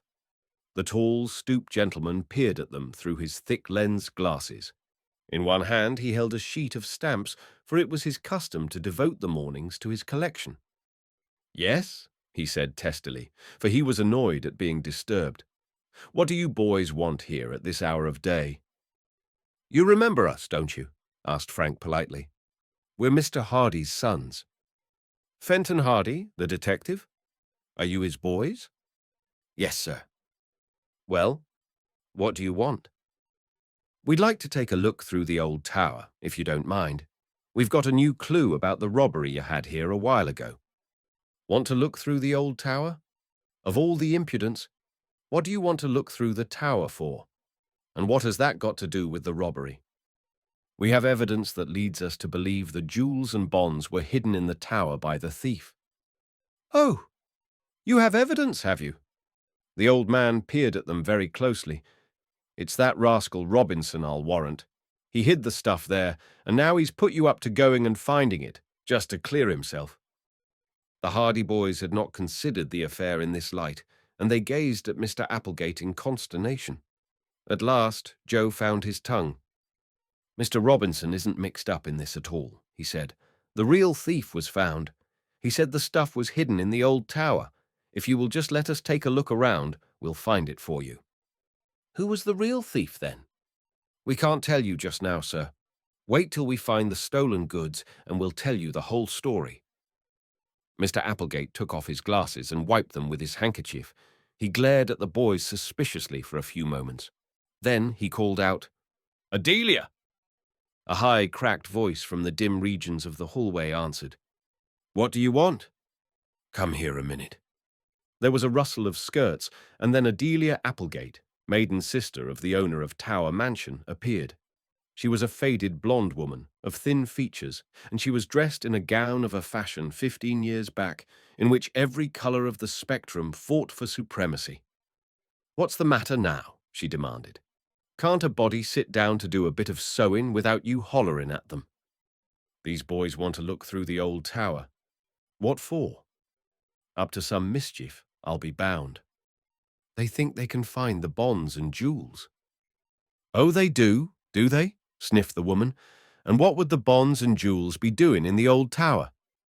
"We have evidence that they were hidden there after the robbery," replied Frank. Miss Applegate sniffed again and viewed the boys with frank suspicion. "As if any thief would be fool enough to hide them right in the house he robbed."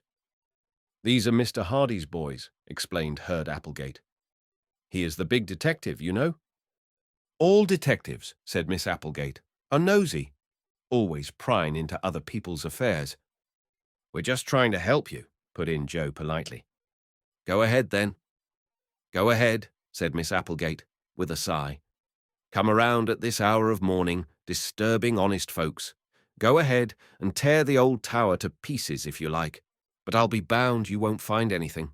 It's all foolishness. You won't find anything." Consent having been given, Herd Applegate led the way through the gloomy halls and corridors of the mansion toward the old tower. He was inclined to share his sister's view that the boys' search would be in vain. "Might as well save yourselves the trouble," he declared. "You won't find anything in the old tower. If anything was hidden there, it's been taken away by this time. We'll make a try at it, anyway, Mr. Applegate. Don't ask me to help you. I've got better things to do. Just got some new stamps in this morning, and you interrupted me when I was sorting them out. I've got to get back to my work." The man led the way into a corridor that was heavy with dust. It had not been in use for a long time, and it was bare and unfurnished. Leading off this corridor was a heavy door. It was unlocked, and when Mr. Applegate opened it, the boys saw that a flight of stairs lay beyond. There you are. Those stairs lead up into the tower. Search away. You won't find anything. I hope we do, Mr. Applegate, said Frank, and I'm pretty sure we shall. Yes, boys are always going to do wonders. Go ahead. Live and learn. Waste your time. And with this parting shot, Herd Applegate turned and hobbled back along the corridor, the sheet of stamps still in his gnarled hand. He was muttering to himself as he departed. The Hardy boys looked at one another. Not very encouraging, is he, Frank? Not a bit of it, but it will be so much the better for us if we get the stuff back for him. He won't think we were wasting our time then. Let's get up into the tower. I'm anxious to start. The tower was about 5 stories in height as compared with the rest of the mansion, which had but 3 stories. The lower floor was empty. The floors and walls were heavy with dust. Frank and Joe first examined the stairs carefully for footprints, but there were none to be seen. That seems queer, remarked Frank. If Jackley had been in here within the past month, you'd think his footprints would still show. By the appearance of this dust, there hasn't been anyone in the tower for at least a year. Perhaps the dust collects more quickly than we think. It may have covered his footprints over even within a couple of weeks. An inspection of the ground floor revealed the fact that there was no place where the loot could have been hidden, save under the stairs, and there was nothing in that place of concealment. Accordingly, the Hardy boys ascended to the next floor, finding themselves in a room as drab and bare as the one they had just left. Here again the dust lay heavy, and the murky windows were thick with cobwebs. There was an atmosphere of age and decay about the entire place. It seemed to have been abandoned for years. "Nothing here," said Frank, after a quick glance around. "On we go." They made their way up to the next floor, after again poking about under the stairs, but again without success. The next room was a duplicate of the first. It was bare and cheerless, deep in dust. There was not the slightest sign of a hiding place. Much less was there any indication that another human being had been in the tower for years. "Doesn't look very promising, Joe. Still, he may have gone right to the top of the tower." So the search continued, until at last the Hardy boys had reached the top of the tower. Here they emerged into the open air, coming through a trapdoor that led through the roof from the upper room. They were now standing on a platform, and far below them lay the city of Bayport. To the east was Barmet Bay, the waters sparkling in the sun. The platform was quite bare. The stone walls gave no opportunity of a hiding place. Their search had been in vain. "We were fooled, I guess," Frank admitted. "There hasn't been anyone in this tower for years. I knew it as soon as I saw there were no footprints." The boys gazed moodily down over the city, and then down over the grounds of Tower Mansion. The roofs of the mansion itself were far below, and directly across from them rose the heavy bulk of the new tower. "Do you think he might have meant the new tower?" exclaimed Joe suddenly. "Dad said he specified the old one. But he may have been mistaken. In the darkness and everything. Perhaps he didn't know the difference." "That's possible, too. It's certain that he didn't hide anything in this tower, at any rate. Although why he should say, the old tower. Let's ask Mr. Applegate if we can search the new tower, too. What a fine chance we have. He'll crow over us now in real earnest when we go back and tell him we didn't find anything. He'll say, 'I told you so,' and if we try to get into the new tower, he'll just laugh at us. It's worth trying anyway. We can tell him the whole story about Jackley. That ought to convince him."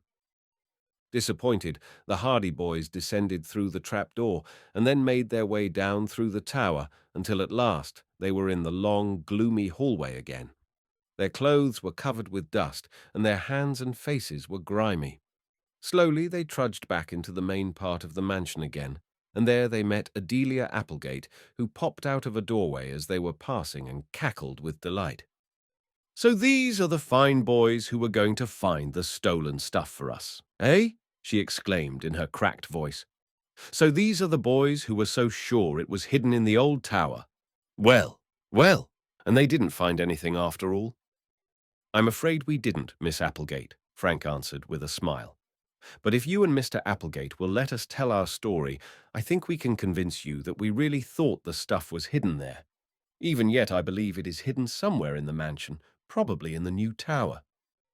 In the new tower, she sniffed. Absurd. I suppose you'll want to go poking through there now. If it wouldn't be too much trouble. It would be too much trouble, indeed, she shrilled. I shan't have any boys rummaging all through my house on a wild goose chase like this. You'd better leave right away and forget all this nonsense. Her voice had attracted the attention of Herd Applegate, who came hobbling out of his study at that moment. Now what's the matter? He demanded. Then, seeing the boys, his face became creased in a triumphant smile. Ah, ha, so you didn't find anything after all. Ha, ha! He began to chuckle, immensely pleased with himself. I told you so. Chapter 18. The New Tower. They have the audacity to want to go looking through the new tower now, said Miss Applegate in high indignation. Herd Applegate's smile vanished. You can't do anything of the sort, he snapped. Are you boys trying to make a fool out of me? I knew mighty well you wouldn't find anything in the old tower. And we were pretty sure we would, answered Frank. Listen, Mr. Applegate, we'll be fair with you. We'll tell you exactly why we wanted to make this search. Go ahead and tell me. Why didn't you tell me before? Because we wanted to work this out ourselves, as far as possible. But the information we had came from the man who stole the jewels and the bonds. What? Has he been caught? He was captured, but he will never come to trial. Did he escape again? He escaped, by death. The thief is dead. Dead? What happened? Asked Herd Applegate excitedly. His name was Red Jackley, and he was a notorious criminal. He was tracked down by our father, and when he tried to escape on a railroad handcar, he got into a smash-up, and he was fatally injured. But before he died, he admitted robbing Tower Mansion. He admitted it. He confessed? He confessed everything. I don't believe it, sniffed Adelia Applegate. Nothing will ever convince me that it wasn't that rascal Robinson. Jackley confessed the whole business, Frank persisted, and on his deathbed he said that he hadn't been able to get away with the loot, that he had hidden it. Where? In the old tower. And it isn't there. Joe and I have just searched the place high and low. The stuff isn't there, and from the fact that there are no footprints or marks of any kind in the dust, I don't think anyone has been in the place for a long time. The old tower has been closed for years. So we thought, Joe interjected, that he might have been mistaken and that he had really hidden the stuff in the new tower instead. Herd Applegate rubbed his chin meditatively. His manner toward the boys had undergone a change, and it was evident that he was impressed by their story. So this fellow confessed to the robbery, eh? He admitted everything. He was a man who once worked around Bayport, and he knew this locality pretty well. He had been hanging around the city for some days before the robbery. Well, said Applegate slowly, if he says he hid the stuff in the old tower and it isn't there, he must have meant the new tower, just as you say. Will you let us search it? I'll do more than that. I'll help you. I'm just as anxious to get the jewels and bonds back as anybody. All nonsense, declared Adelia Applegate. It's all a pack of falsehoods. I don't believe a word of it. Now, Adelia, said her brother soothingly. These boys may be right after all. It won't hurt to take a look around at any rate. And much you'll find, I'm sure. I declare, Herd Applegate, you're just as bad as those boys are. Maybe, he answered. But I'm going to help them search the new tower anyway. Don't ask me to brush the dust off your clothes when you come back then. For that's all you'll get. Dust. Nothing more. The jewels and bonds are no more in the new tower than they are back in the safe right now. All right, Adelia, perhaps you're right. But it won't hurt to make a search anyway. Come on, boys. With that, Herd Applegate led the way down the hall and opened the door leading to a corridor that extended toward the new tower. Frank and Joe, tingling with excitement, followed. Although the new tower had been built just a few years back, and although its rooms had been furnished, it had been seldom occupied, save on the rare occasions when the Applegates had visitors from the city. The new caretaker, employed to replace Robinson, was a lazy and slovenly fellow who did not bother to extend his duties to the tower, knowing that the Applegates seldom went near that part of the mansion, and realizing that any laxity in his duties in that respect would scarcely be discovered. It came as a surprise to Herd Applegate, then, to find out that the new tower was dusty, that the windows had not been cleaned, that there were cobwebs on the ceilings. In the first room they found nothing, although they rummaged about in all the corners, looked beneath the table, behind the chairs, looked everywhere, in fact. Not until they were quite satisfied that the loot had not been hidden there did they ascend the stairs to the next room, and there again their search was fruitless. Herd Applegate, being a quick-tempered man, fell back into his old mood. The boy's story had convinced him, and he had been even more certain than they that the stolen bonds and jewels would indeed be found in the new tower. But when 2 of the tower rooms had been thoroughly searched without success, his disappointment increased. "Don't believe there was anything in that yarn after all," he muttered, as they went up the stairs to the 3rd room. "I don't see why he should lie about it, after he confessed," remarked Frank thoughtfully. "Dad told us that he admitted not being able to get away with the stuff." "Then where did he hide it?" demanded Applegate. "If he wasn't lying, the stuff must be around here someplace." "Perhaps he hid it a little more carefully than we imagine," put in Joe. "Haven't we hunted carefully enough?" Herd Applegate snapped. In the 3rd room their search was again in vain. They even inspected the window ledges and tapped the floors and ceiling in the faint hope of finding some secret cupboard that was unknown to them. But the loot was not found. When at last they emerged through the trapdoor in the roof, out on top of the rear tower, and found it to be bare and empty, Applegate could not disguise his chagrin. "Wild goose chase," he snorted. "Adelia was right. I've been made a fool of." "You don't think we would make up a story like that, do you, Mr. Applegate?" Frank asked. "I don't see any reason why you should, but there's something wrong somewhere. I've wasted half a morning poking around through this confounded tower, all for nothing." "So have we. If that fellow did hide the stuff in one of the towers, someone else must have come along and got it. That's the only way I can figure it out. He had someone working with him. Or else Robinson found the stuff. That's more likely. Probably Robinson found the loot right after the robbery and kept it for himself." "I don't think he would do that. He isn't that kind of man," Joe objected. "With all that money in front of him? I wouldn't put it past him for a minute. Where did he get that $900 then? Explain that. He can't. He won't tell." As they descended the stairs and went back into the main part of the mansion, Herd Applegate elaborated on this theory. The fact that the loot had not been found in the face of Red Jackley's story seemed to strengthen his conviction that Robinson had something to do with the affair. "Either Robinson found the stuff and kept it, or else he was in league with Jackley," said Applegate. "He's mixed up in it some way, I'm sure of that." The boys could say nothing. They realized that the theory was probable, although in their hearts they found it hard to believe that their chum's father could have had anything to do with the theft. They were deeply puzzled and tremendously disappointed, for they had been practically certain that the loot would be found.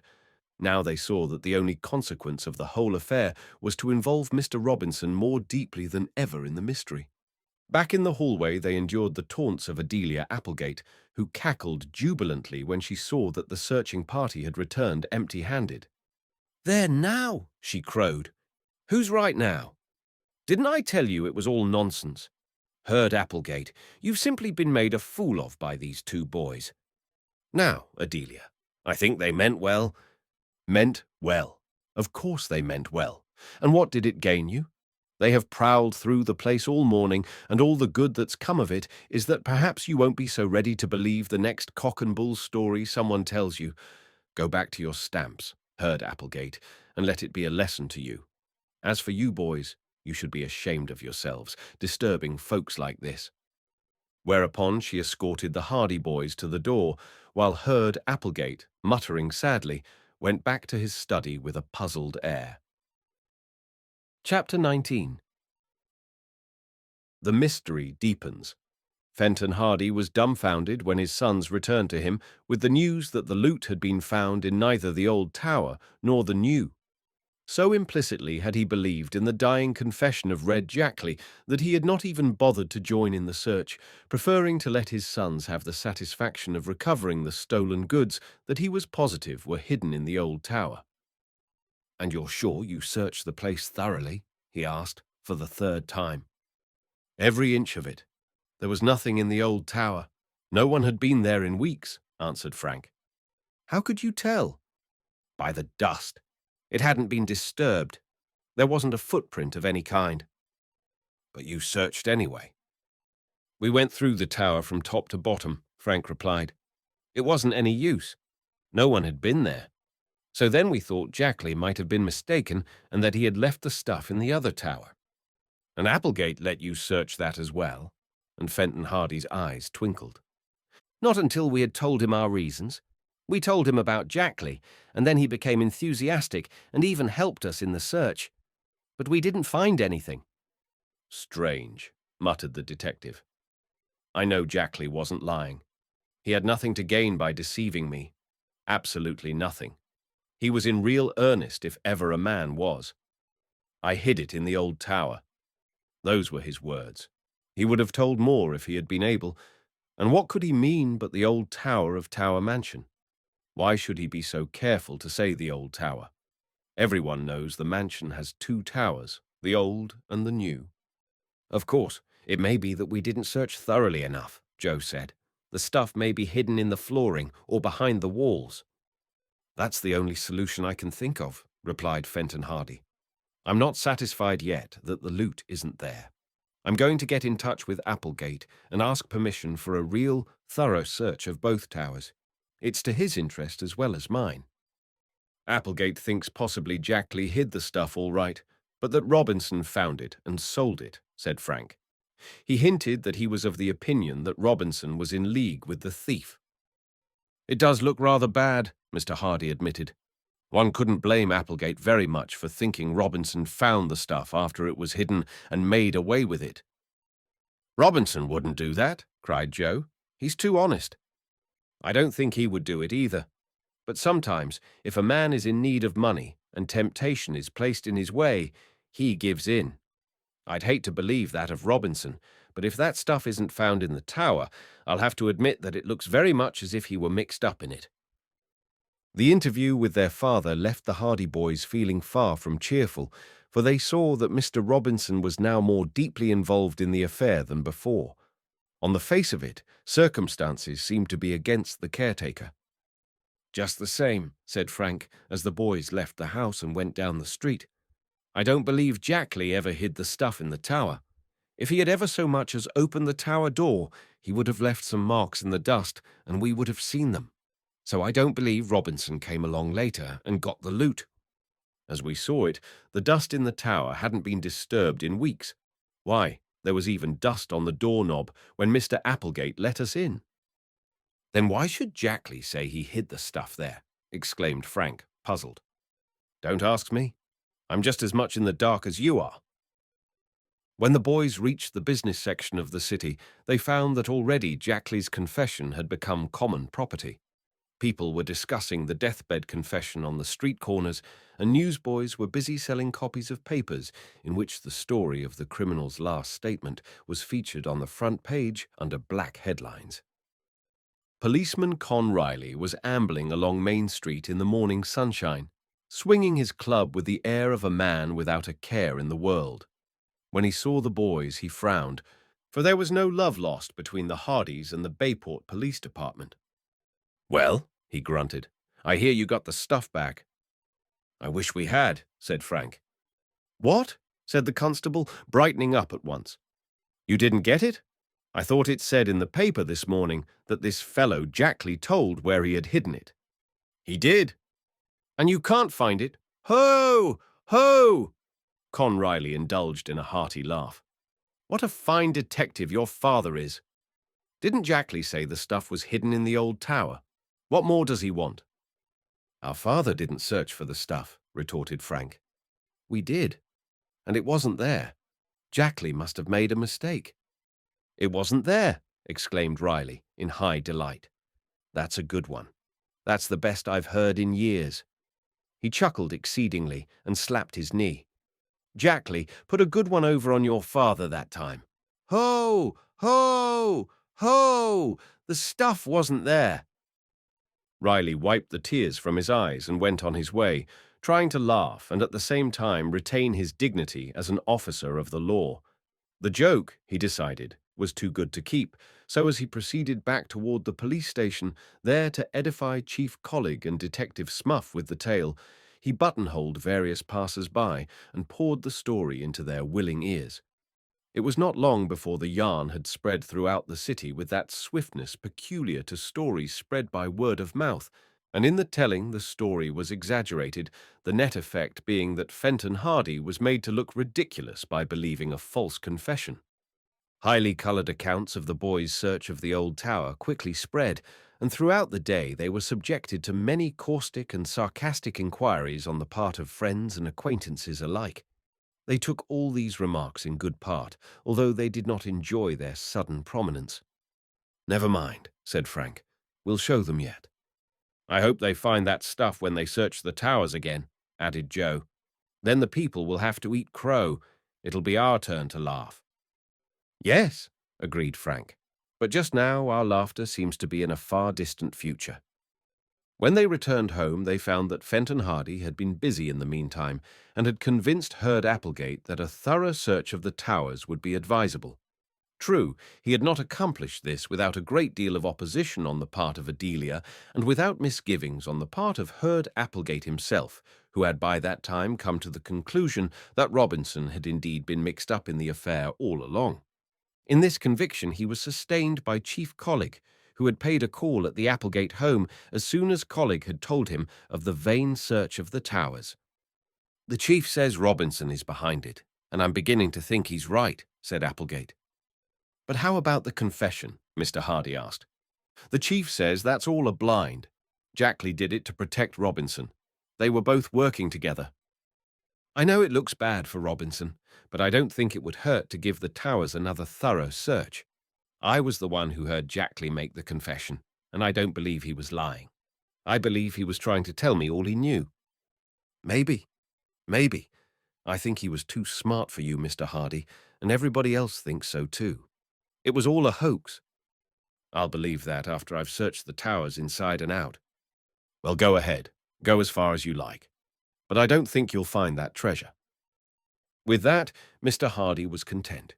He made preparations for a search of the towers, although Adelia Applegate flatly declared that the detective was making a laughing-stock of her and her brother, and that if the nonsense continued, she would leave Tower Mansion forever and carry out her oft-expressed intention of going to one of the South Sea Islands as a missionary. In spite of the protestations of the worthy lady, however, the search was carried out. The old tower was visited first, and for the greater part of the following morning the place was searched from top to bottom. Even the floors were torn up in places in the quest for some secret hiding place in which Jackley might have left the loot. But although Fenton Hardy, accompanied by the boys and Hurd Applegate, who soon became infected with the dogged enthusiasm of the others, and lent every assistance in his power, hunted throughout the old tower in every conceivable place, the missing jewels and bonds were not recovered. "Nothing left but to search the new tower," Mr. Hardy commented briefly when the search was over, and throughout the whole afternoon the new tower was the scene of a search that was as thorough as it was fruitless. Walls and partitions were tapped, floors were sounded, furniture was minutely examined. Not an inch of space escaped the minute scrutiny of the detective and his helpers. But as the search wore on and the loot still evaded discovery, the chagrin of Fenton Hardy deepened and Hurd Applegate finally lost his temper. "A hoax," he declared. "A hoax from start to finish." The man was in earnest, the detective insisted. "Then where is the stuff?" "Someone else may have found it. That's the only explanation I can think of." "Who else could have taken it but Robinson?" To this, Mr. Hardy was silent. In spite of his knowledge of and liking for the man, he was beginning to suspect that the caretaker may have had a hand in the affair after all. "Either that, or Jackley simply told that yarn to shield Robinson," declared Applegate. "I'm not going to give up this search yet. said Mr. Hardy patiently. "Perhaps the loot was hidden somewhere about the grounds." So the grounds of Tower Mansion, particularly in the vicinity of the two towers, were thoroughly searched. The shrubbery was inspected, but to no avail. The search continued until sundown, and by that time Adelia Applegate was pale with wrath, for the place, as she expressed it, had been turned upside down. Herd Applegate was outspoken in his rage and disappointment, while Fenton Hardy was deeply chagrined. As for the boys, although they had expected that the additional search would be without success, they shared their father's bewilderment. "I can't understand it," admitted the detective. "I could have sworn that Jackley was in earnest when he made that confession. He knew he was near death and that he had nothing to gain by concealment. I can't understand it at all." And there the mystery remained, deeper than it had ever been. Chapter 20. The Flash in the Tower. For 2 days after the unsuccessful search of Tower Mansion, there were no further developments in the affair of the robbery. But on the third day, Chief Collig took a hand. The first intimation the Hardy boys had of it was when they met Callie Shaw and Iola Morton on their way to school. Iola, a plump, dark girl, was a sister of Chet Morton and had achieved the honor of being about the only girl Joe Hardy had ever conceded to be anything but an unmitigated nuisance. Joe, who was shy in the presence of girls, professed a lofty scorn for all members of the other sex, particularly those of high school age, but had once grudgingly admitted that Iola Morton was all right for a girl. This, from him, was high praise. "Have you heard what's happened?" asked Callie, as they met the boys near the school entrance. "School called off for today?" asked Joe eagerly. No, nothing like that. It's about the Robinsons." "What's happened now?" "Mr. Robinson has been arrested again." The Hardy boys stared at her as though thunderstruck. "What for?" demanded Frank, in astonishment. "Over that robbery at Tower Mansion. He has been working in the city lately, and Chief Collig sent Detective Smuff for him last night. Iola and I were over to see the Robinson girls last night, and they told us about it. Smuff should be back by now." "Well, can you beat that?" exclaimed Frank. "I wonder what's the big idea of arresting him again." "It seems the chief has an idea that Mr. Robinson was in league with this man Jackley, the man your father got the confession from. He told Mrs. Robinson last night that he was sure Mr. Robinson had the stuff hidden somewhere and that he was going to find out. He was perfectly mean and nasty about it, and Mrs. Robinson doesn't know what to do." The Hardy boys looked at one another. The affair had suddenly assumed more serious proportions. "If Mr. Robinson is brought back, he'll lose his job, and he had a hard time getting it anyway," said Iola. "The worst of it is," said Frank slowly, "that the case looks pretty bad against Mr. Robinson." "You don't think they'll send him to the penitentiary?" "It looks bad. The thief said he hid the stuff in the old tower. When we looked for it, the stuff wasn't there. About the only person that could have found it and taken it away was Mr. Robinson himself." "He wouldn't do it," declared Iola indignantly. "We're sure he wouldn't, but a jury mightn't be so easy to convince." It was time to go into school at that moment, and they went to their classrooms, Frank and Joe deeply worried by what they had just heard. At recess that morning, they met Jerry, Phil, Tony, and Chet Morton and told them the news. All the boys were highly concerned over this sudden turn in events. "This will be tough on Perry," said Phil. "It'll be tough on the whole family," Chet declared. "They've had enough trouble over this dirty affair as it is." The boys discussed the situation from all angles and racked their brains for some way whereby they could help the Robinsons, but they were reluctantly forced to admit that only by actual discovery of the hidden loot could Mr. Robinson be cleared of suspicion in connection with the robbery. Even if he were tried and acquitted, it would be a stain on his reputation for the rest of his life, as long as the treasure isn't recovered, Frank summed up. "We'll just have to wait and see what happens," Joe said.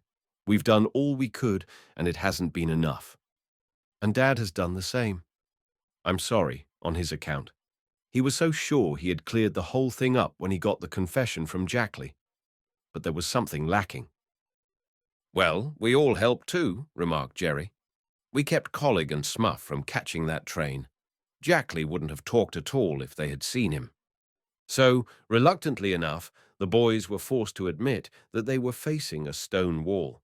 This also was the conclusion of Fenton Hardy when they talked to him at lunch that day.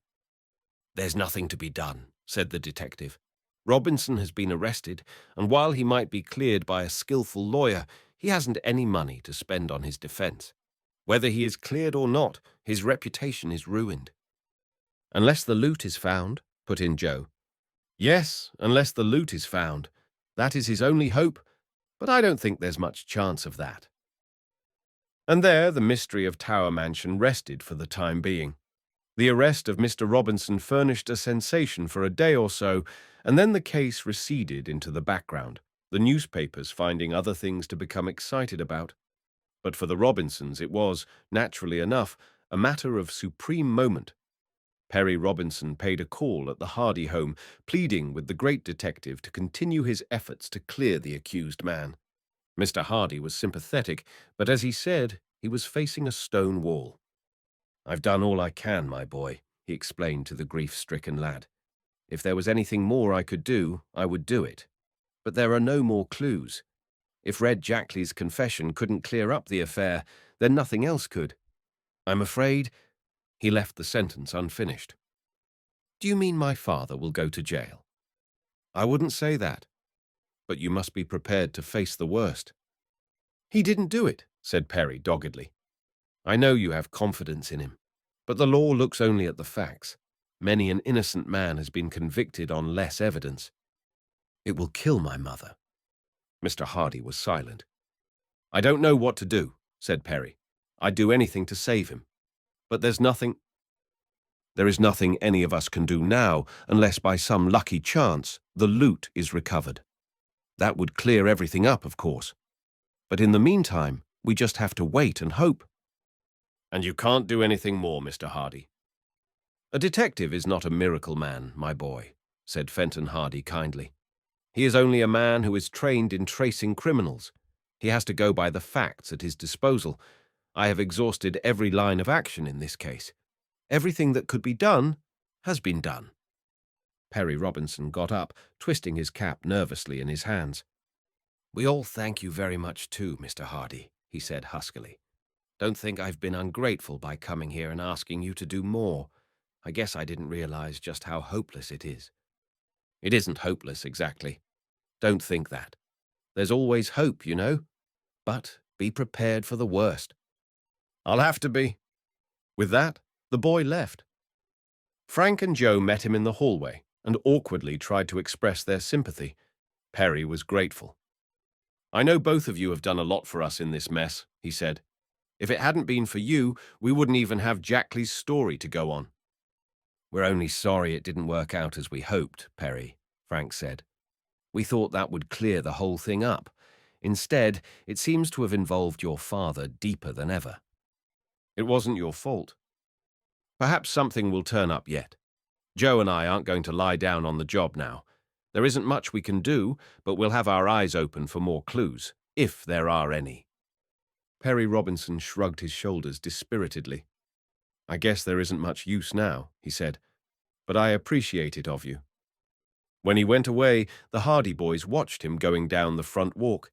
His carefree stride was gone, and instead he walked mechanically, as though in a daze. "What a fine pair of detectives we are," exclaimed Frank in sudden disgust. "If we had been any good at all, we could have got those clues soon enough for Dad to have caught Jackley in time." "No use worrying about that now," replied his brother. "It was just the way things happened." "Well, there's one thing left. We must find that loot." "Haven't we tried?" "Yes, but we can try some more. We've just got to clear Mr. Robinson, and there's only the one way. We must find the loot." It was a dull, gloomy day, indicative of rain, and this did not add to the boys' spirits.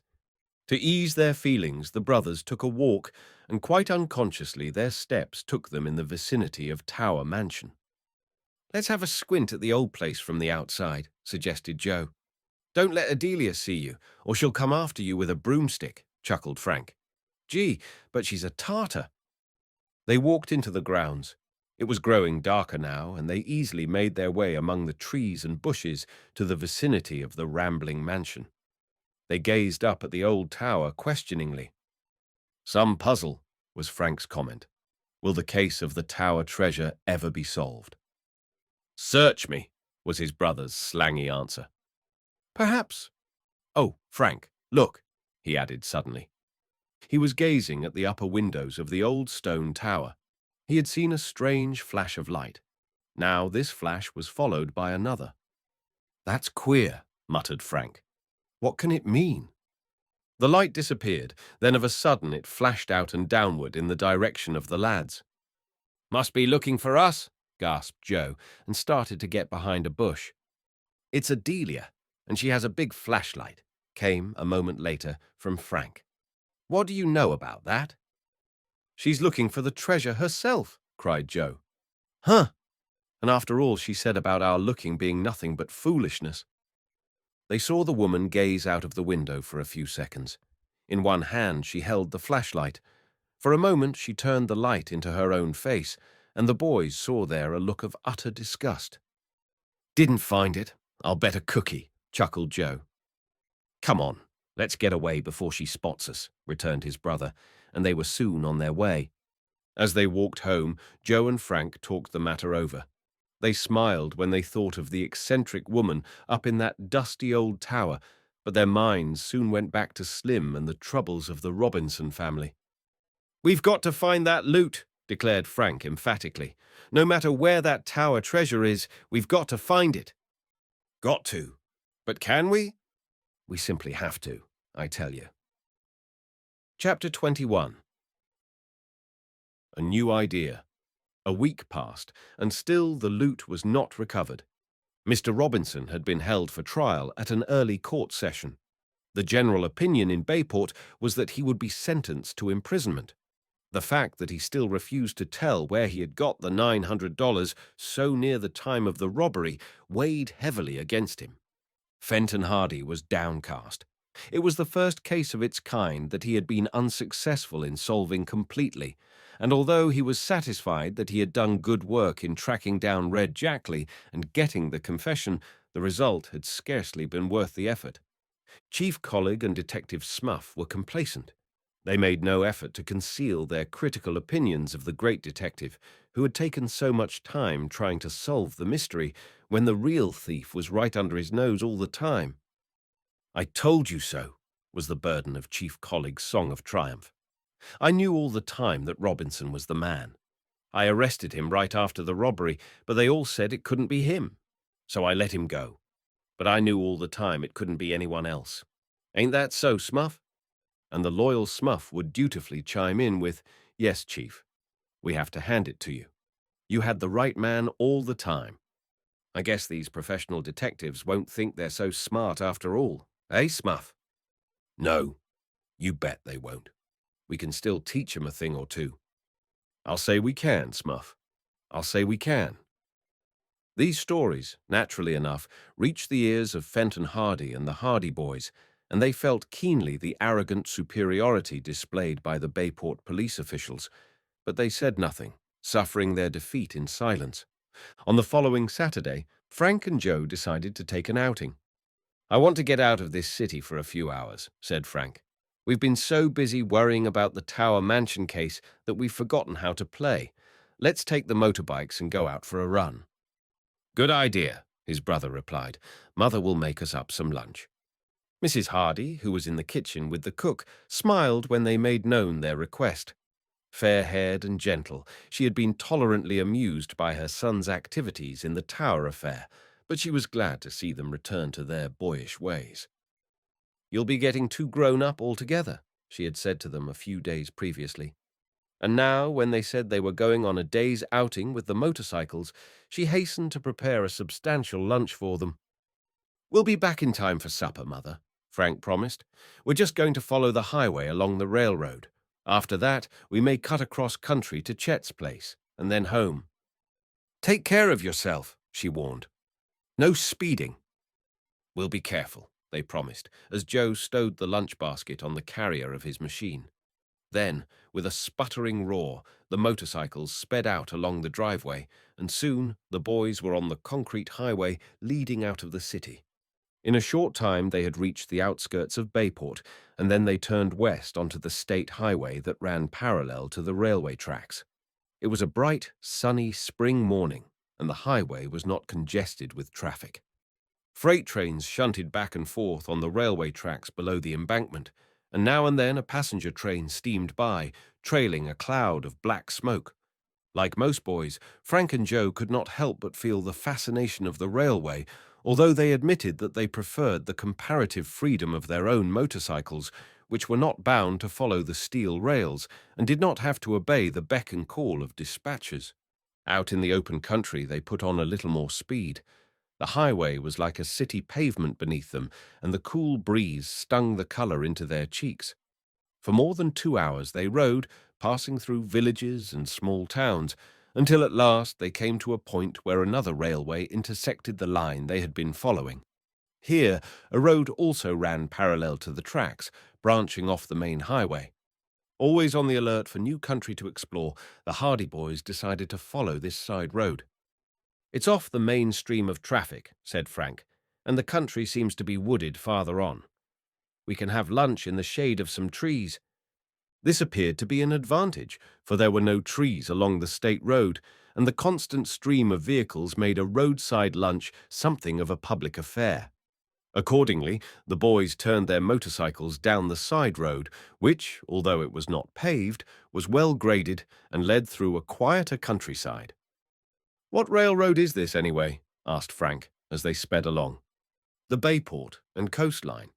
It's mostly freight." "The Bayport and Coast? Why, that's the railway that Red Jackley used to work for. Don't you remember Dad telling us that? His first crime was stealing freight from the road." "So he did? I'd forgotten all about it." The boys looked down at the tracks below the embankment with renewed interest by virtue of the railway's association with the notorious criminal. Mention of Jackley's name revived recollections of the Tower Mansion case, and when the boys finally decided to stop in the shade of a little grove of trees beside the road for lunch, they reviewed every incident of the mysterious affair. "It would have been better for everyone if Jackley had stayed with the railway," Frank observed as he bit into a thick roast beef sandwich. "He sure caused a lot of trouble before he died. And he has caused even more since, by the looks of things. The Robinsons will remember his name for a long time to come." "I wonder if Mr. Robinson really was in league with him, Frank." "I don't think so, and I don't believe Mr. Robinson ever found that treasure after the robbery either. There is some explanation to this whole affair that none has been able to fathom. If I remember rightly, it was in this part of the country that Jackley worked. That's what Dad told us. He said it was along the right-of-way near the state road. Jackley was a section hand or signalman or something." Both boys gazed down the 2 lines of railway tracks that gleamed in the sun. Far into the distance, the glittering bands of steel extended, vanishing into a common perspective. The land along the right-of-way was thickly wooded. It was an attractive part of the country, and here and there the wooded spaces were broken by green fields and meadows. The boys were at the top of a slope, and they had a view of a wide expanse of country below them.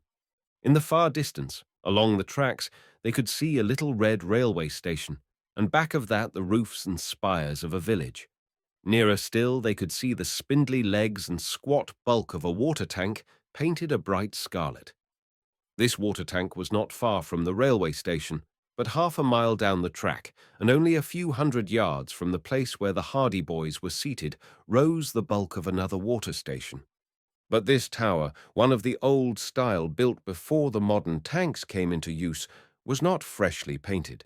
It had been allowed to fall into a state of disrepair.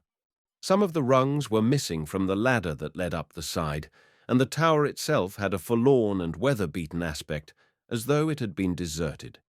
This, indeed, was the case. The new tower tank, closer to the station, had been erected to replace it, and although the old structure had not been torn down, it was not now used. Frank took a huge bite out of his sandwich and began to munch it thoughtfully. The sight of the 2 water stations had given him an idea, but at first it seemed to him to be too absurd for consideration. He was wondering whether he should mention it to his brother. Then he noticed that Joe, too, was gazing thoughtfully down the railway tracks. Joe raised a sandwich to his lips absently, essayed a bite and missed the sandwich altogether. Still, he continued gazing at the two water towers. Finally, Joe turned and looked at his brother. In the eyes of both was the light of a great discovery. They knew that they were both thinking of the same thing. "Two water towers," said Frank slowly. "An old one and a new one." And Jackley said, "He hid the stuff in the old tower. He was a railwayman." "Why not?" shouted Joe, springing to his feet. "Why couldn't it have been the old water tower? He used to work around here." He didn't say the old tower of Tower Mansion after all. He just said, "the old tower." "Frank, I believe we've stumbled on the clue. It would be the natural thing for him to come to his old haunts after the robbery, and if he found he couldn't get away with the stuff, he would hide it somewhere he knew. The old water tower. Why didn't we think of it before, Joe? Why, that must be the place." Chapter 22. The search. Lunch, motorcycles. Everything else was forgotten. With a wild yell of delight, Frank began to scurry down the embankment that flanked the right-of-way. At his heels ran Joe. They raced down the grassy slope until they came to the wire fence. They scrambled over it, heedless of tearing their clothes. They dashed up onto the cinder path beside the rails. "What if we're wrong, Frank?" panted Joe. "We can't be wrong. I just know that's what Jackley meant. The old tower. It was the old water tower he meant all along. He didn't have time to explain." The Hardy boys were tingling with excitement. It seemed that they could never reach the water tower. They dashed along the cinder path with all the speed at their command, but the tower still seemed a long distance away. "If only we have stumbled on the secret after all, Joe. It'll clear Mr. Robinson. We'll get the reward. Dad'll be proud of us." These thoughts gave them new strength, and their hopes were high as they neared the tower. The structure reared gloomily from beside the tracks. At close quarters it was even more decrepit, even more in a state of disrepair than they had imagined. The old tower had been abandoned for some time in favor of the new tank nearer the station. It sagged perilously. The ladder that led to the top lacked so many rungs that at first the boys feared they would be unable to ascend. "If Jackley got up this ladder, we can do the same," said Frank as he stopped, panting, at the bottom. "Let's go." He began to scramble up the flimsy ladder. Hardly had he ascended 4 rungs than there came an alarming crack. "Look out!" Frank clung to the rung above, just as a rung snapped beneath his weight. He hung in mid-air for a moment, then drew up his feet and placed them on the next rung. This proved firmer, and he was able to go on. "Don't break 'em all," called Joe. "I want to be in on this." Frank continued up the ladder. Occasionally, when he came to a place where a rung had broken off, he was obliged to haul himself upward by main force, but finally he neared the top. The ladder ran up along the side of the tank to the very top of the great, vat-like receptacle, and there it led to a trapdoor. The Hardy boys did not look down. They were high above the ground now, and the old water tower was swaying alarmingly.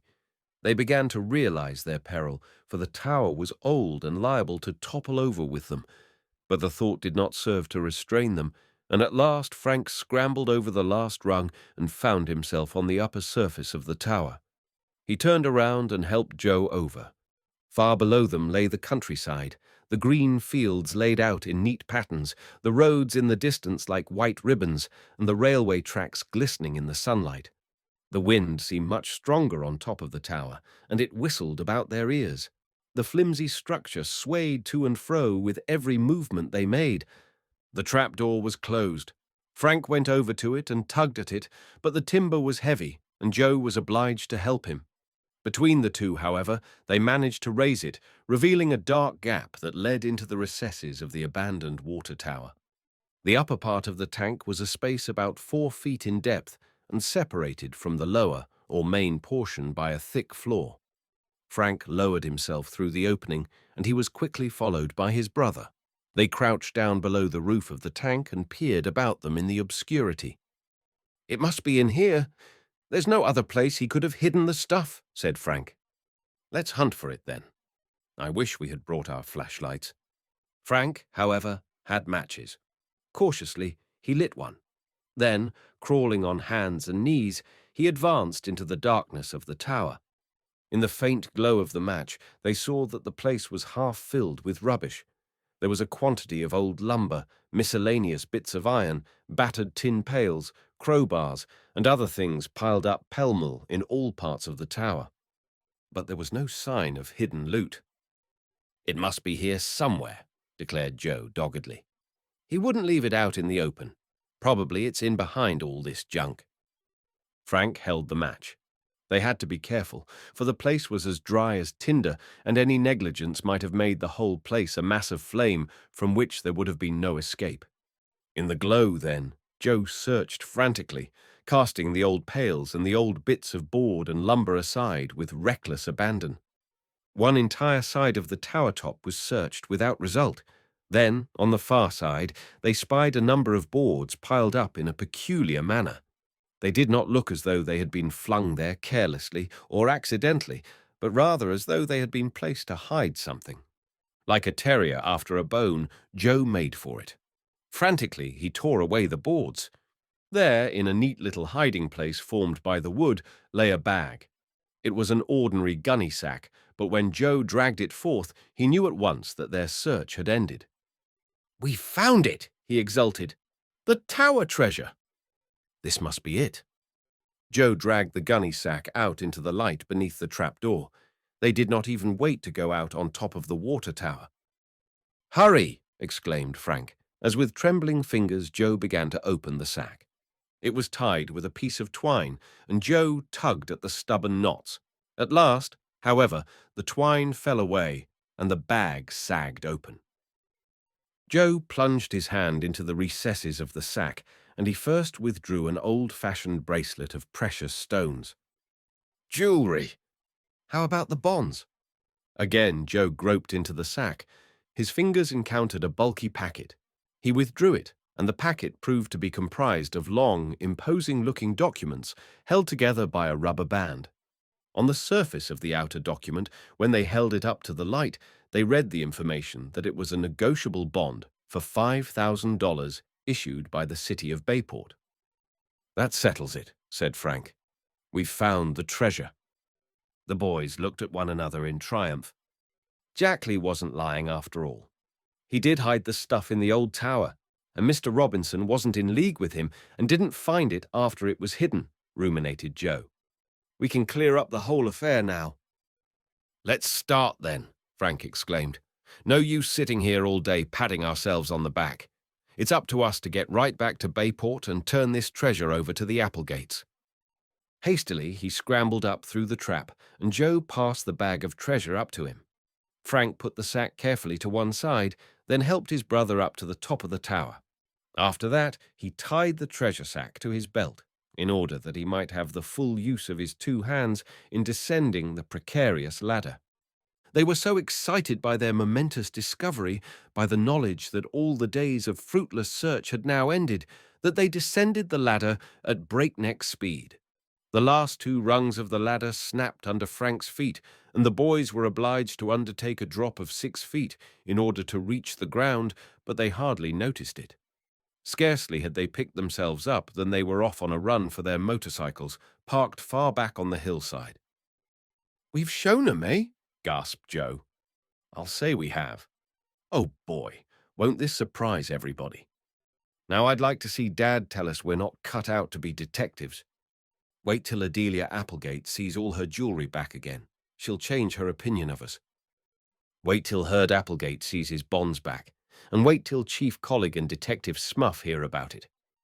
So the Hardy boys gloated over their prospective return, but beneath it all they were thinking of what this discovery meant to the Robinsons. They reached the embankment, scrambled over the fence, and made their way up the slope until at last they regained their motorcycles.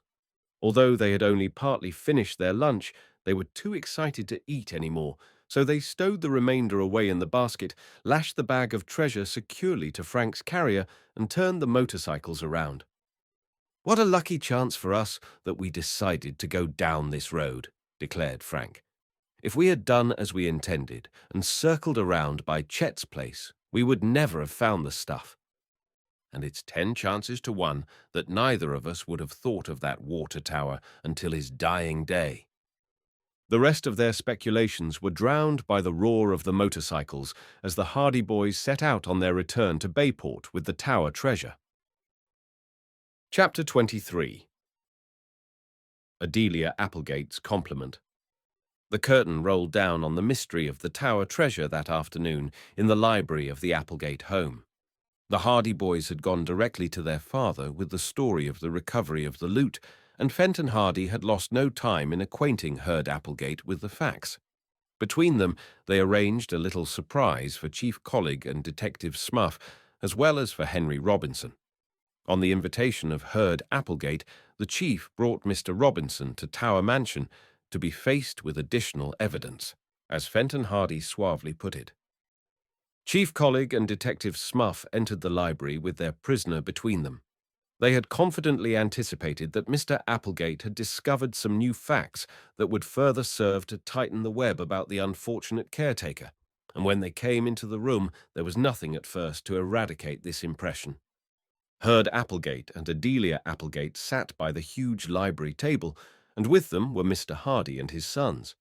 Chief Collig did not at first notice the gunny sack lying on the table. "Well, Mr. Applegate," said the chief, fanning himself, as usual, with his hat, "I brought along Mr. Robinson, just as you asked." "Good. As I mentioned to you, there has been some new evidence in this case." "I knew something would turn up," grunted Smuff. "Not that any new evidence is needed, of course," declared the chief. "We got this fellow dead to rights, as it is. He ain't got a chance in the world, but still, it's just as good to make a real strong case of it." "I'm afraid you don't understand me," went on Herd Applegate. "This new evidence will clear Mr. Robinson, and when he is cleared, I want him back in my employ again." "Huh!" gasped Chief Collig. "What's that you say?" exclaimed Smuff. "The stolen stuff has been found." "No." "Here it is," put in Fenton Hardy, getting up and dumping the gunny sack upside down on the table.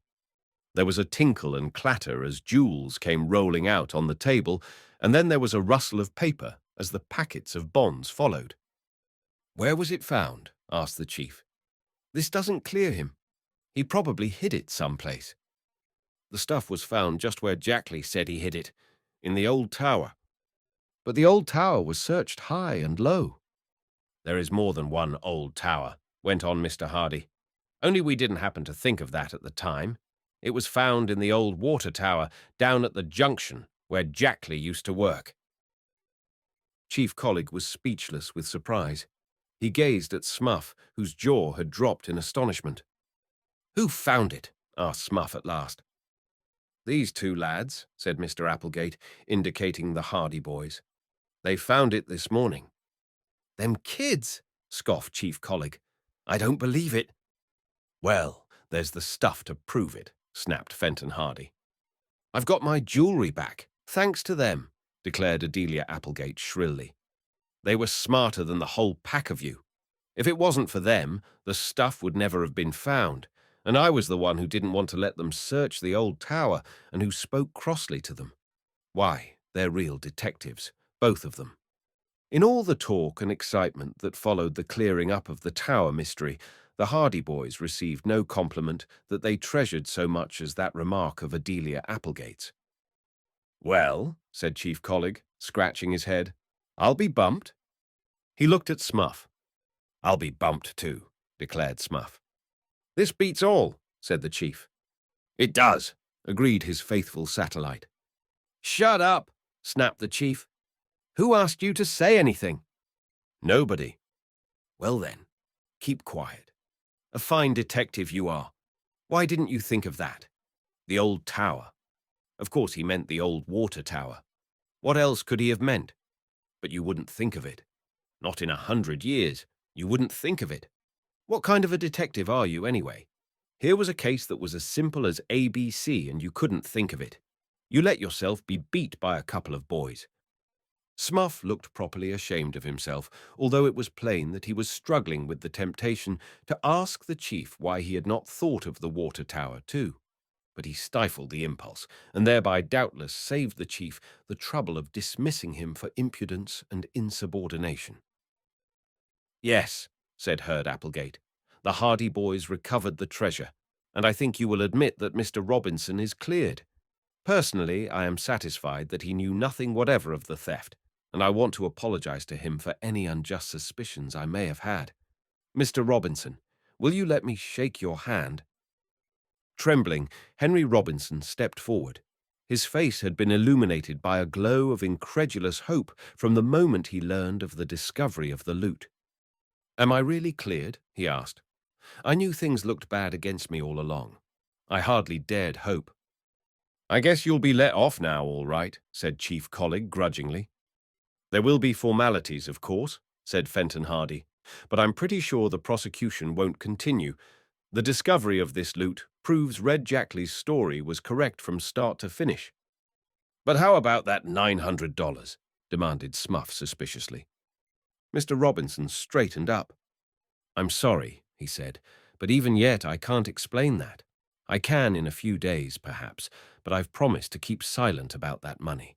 It's a private matter entirely." "I don't think we need bother about that," objected Herd Applegate. "I've checked over the treasure, and it's all there. All the bonds and all the jewelry. There is nothing missing. As for the $900, why, that is Mr. Robinson's own affair." Reluctantly, Smuff subsided into silence. "Will you come back into my employ, Mr. Robinson?" asked Herd Applegate. "Of course, I feel very keenly, because you were unjustly accused, and I want to make it up to you. If you will consent to come back to Tower Mansion as caretaker again, I will increase your salary, and I'll also insist that you accept back pay for the time you were away." "Why," stammered Mr. Robinson, "this is good of you, Mr. Applegate. Of course I'll come back. I'll be glad to. It'll mean a lot to my wife and daughters, and to Perry. He'll be able to go back to school again." "Good!" exclaimed Joe Hardy impulsively, slapping his knee. Then, finding that he had attracted attention to himself, he sank back into his chair, embarrassed. "And as for the Hardy boys," proceeded Herd Applegate, "seeing they discovered the treasure—" "Real detectives," shrilled Adelia. "Real detectives, both of them. Smart lads." "Yes, they showed some real detective work, and I hope they grow up to follow in their father's footsteps. But, as I was saying, they discovered the treasure, so of course they will get the reward." $1,000, exclaimed Detective Smuff in awe. "Dollars, Mr. Smuff, dollars," corrected Adelia Applegate severely. "No slang, please, not in Tower Mansion." 1,000 iron men, declared Smuff, unheeding. 1,000 round, fat, juicy smackers for a couple of kids, and a real detective like me. The thought was too much for him. He sank his head in his hands and groaned aloud. Frank and Joe did not dare look at each other. They were finding it difficult enough to restrain their laughter without that. "Yes, $1,000, went on Herd Applegate. "I'll write the checks now. 500 for each." With that, he took out his fountain pen, reached in a drawer of the table for a checkbook, and soon the silence was broken by the scratching of pen on paper. Herd Applegate wrote out 2 checks, each for $500, and these he handed to the boys. Frank and Joe accepted them with thanks, folded them up, and put them in their pockets. "And that, I think," concluded Mr. Applegate, "finishes the mystery of the Tower robbery." "Thanks to the Hardy boys," chimed in his sister. "Real detectives, both of them. I must ask them up for supper some night." Chapter 24. The last of the Tower case. The discovery of the Tower Mansion treasure was a Bayport sensation for almost a week, and a week is a long time for any sensation to last, even in Bayport. People said that they knew all along that Mr. Robinson was innocent of the theft, and went as far out of their way to be nice to him as they had gone out of their way to be unkind to him and ignore him when he was accused of crime. People, too, were loud in their praises of the Hardy boys, and everybody predicted a bright future for them and said they knew all along that the lads were bound to solve the mystery if they kept at it long enough. All of this the boys took with a grain of salt, as the saying is, for they knew that the public is fickle and as quick to condemn failure as it is to praise success. Frank and Joe did not let the adulation turn their heads. When we couldn't find the treasure, everybody said we were just nuisances, little boys trying to play detective, laughed Frank. Now that we have found it, all that is forgotten. The main thing is that we've proved to Dad that we know how to keep our eyes and ears open. And we've got $1,000 between us. A mighty nice start for a bank account. I'll say it is. I wish another mystery would come along. We can't expect to get a reward for every case we work on, and we can't expect to solve them all either, Frank pointed out. We can't expect to get many cases to try our hand at. We're not professionals just yet. No, but we will be someday. This conversation took place as the Hardy boys were on their way up to Tower Mansion about a week later. Adelia Applegate, who had taken a great fancy to the lads, in violent contrast to her dislike of them on the day they had gone to make a search of the old tower, had invited them up to the Tower Mansion for supper. She had also asked them to invite a number of their chums, so Slim Robinson, Chet Morton, Biff Hooper, Jerry Gilroy, Phil Cohen, and Tony Preto had all been invited by the brothers to attend. When the Hardy boys reached the mansion, they found that the others had already arrived. "We're waiting for you," shrilled Miss Applegate, who was decked out in an ancient yellow gown with remarkable trimmings of black and red. Everybody's hungry. She soon led the way to the dining room, where a long table had been prepared for the boys. They gasped when they saw that array, and Miss Applegate beamed. "I know you don't want an old woman like me watching you while you eat," she cried, "so go right ahead and put your elbows on the table if you wish." There was a scramble for places as a servant came in with the soup, but Frank Hardy sprang to his feet. "3 cheers for Miss Applegate!" They were given with vociferous enthusiasm. Miss Applegate blushed with pleasure, and as she left the room the Hardy boys and their chums were sitting down to a banquet the like of which they had never seen before. For more than half an hour they indulged in roast chicken, crisp and brown, huge helpings of fluffy mashed potatoes, pickles, vegetables and salads, pies and puddings to suit every taste, and when the last boy sank back in his chair with a happy sigh, there was still food to spare. "I never thought I'd see the day when I'd quit eating while there was still some chicken on the table," murmured Chet Morton. "But this is the day." "We have the Hardy boys to thank for this spread," said Jerry. "Let's give 'em 3 cheers." The boys roared out their hip, hip, hurrah 3 times, while Joe and Frank looked acutely uncomfortable. They looked still more uncomfortable when Slim Robinson got up, pushing back his chair. "I'd like to say something, fellows, if you don't mind." "3 cheers for Slim," yelled someone. So the boys gave Slim 3 cheers, and he gulped and blushed crimson. "Speech!" The cry was taken up. "Speech! Speech!" "I'm not going to make any speech," he said. "I only want to say something." "Go ahead." "I'm not going to hand out any compliments to the Hardy boys." Joe and Frank looked greatly relieved. They had been afraid of being embarrassed by Slim's gratitude. "Everybody knows what they've done, and everybody knows what it means to me and to my family." "You bet." "Sure. But I just wanted to clear up one point on behalf of my father. 3 cheers for Henry Robinson. He's all right."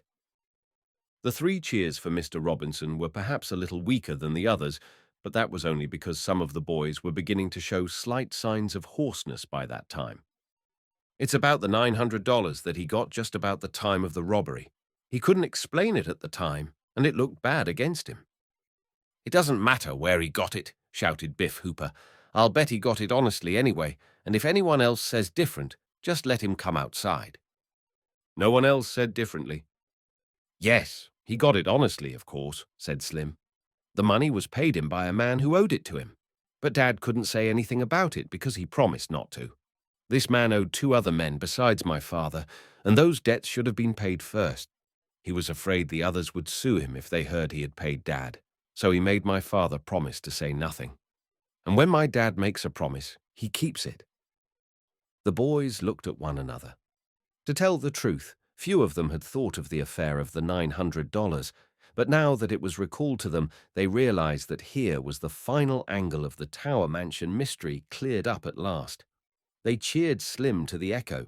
They pounded on the table with their knives, and when Herd Applegate came in to see what the racket was about, they gave him 3 cheers and made him sit at the head of the table. And that ended the affair of Tower Mansion, but it did not end the career of the Hardy boys as amateur detectives. They were soon to be called on to help solve another mystery, and the story of their adventures in this case will be told in the next volume of this series, entitled The Hardy Boys, The House on the Cliff. "Speech! Speech!" the boys were shouting to Herd Applegate. The old stamp collector got up, smiling. "It's been a long time since there's been a crowd of boys in Tower Mansion," he said. "I've been in danger of forgetting that I was ever young once myself. So I want you to come back, often. I want you to know that Tower Mansion is always open to the Hardy boys and their chums." The Hardy boys looked at one another as the crowd about the table broke into a yell of delight.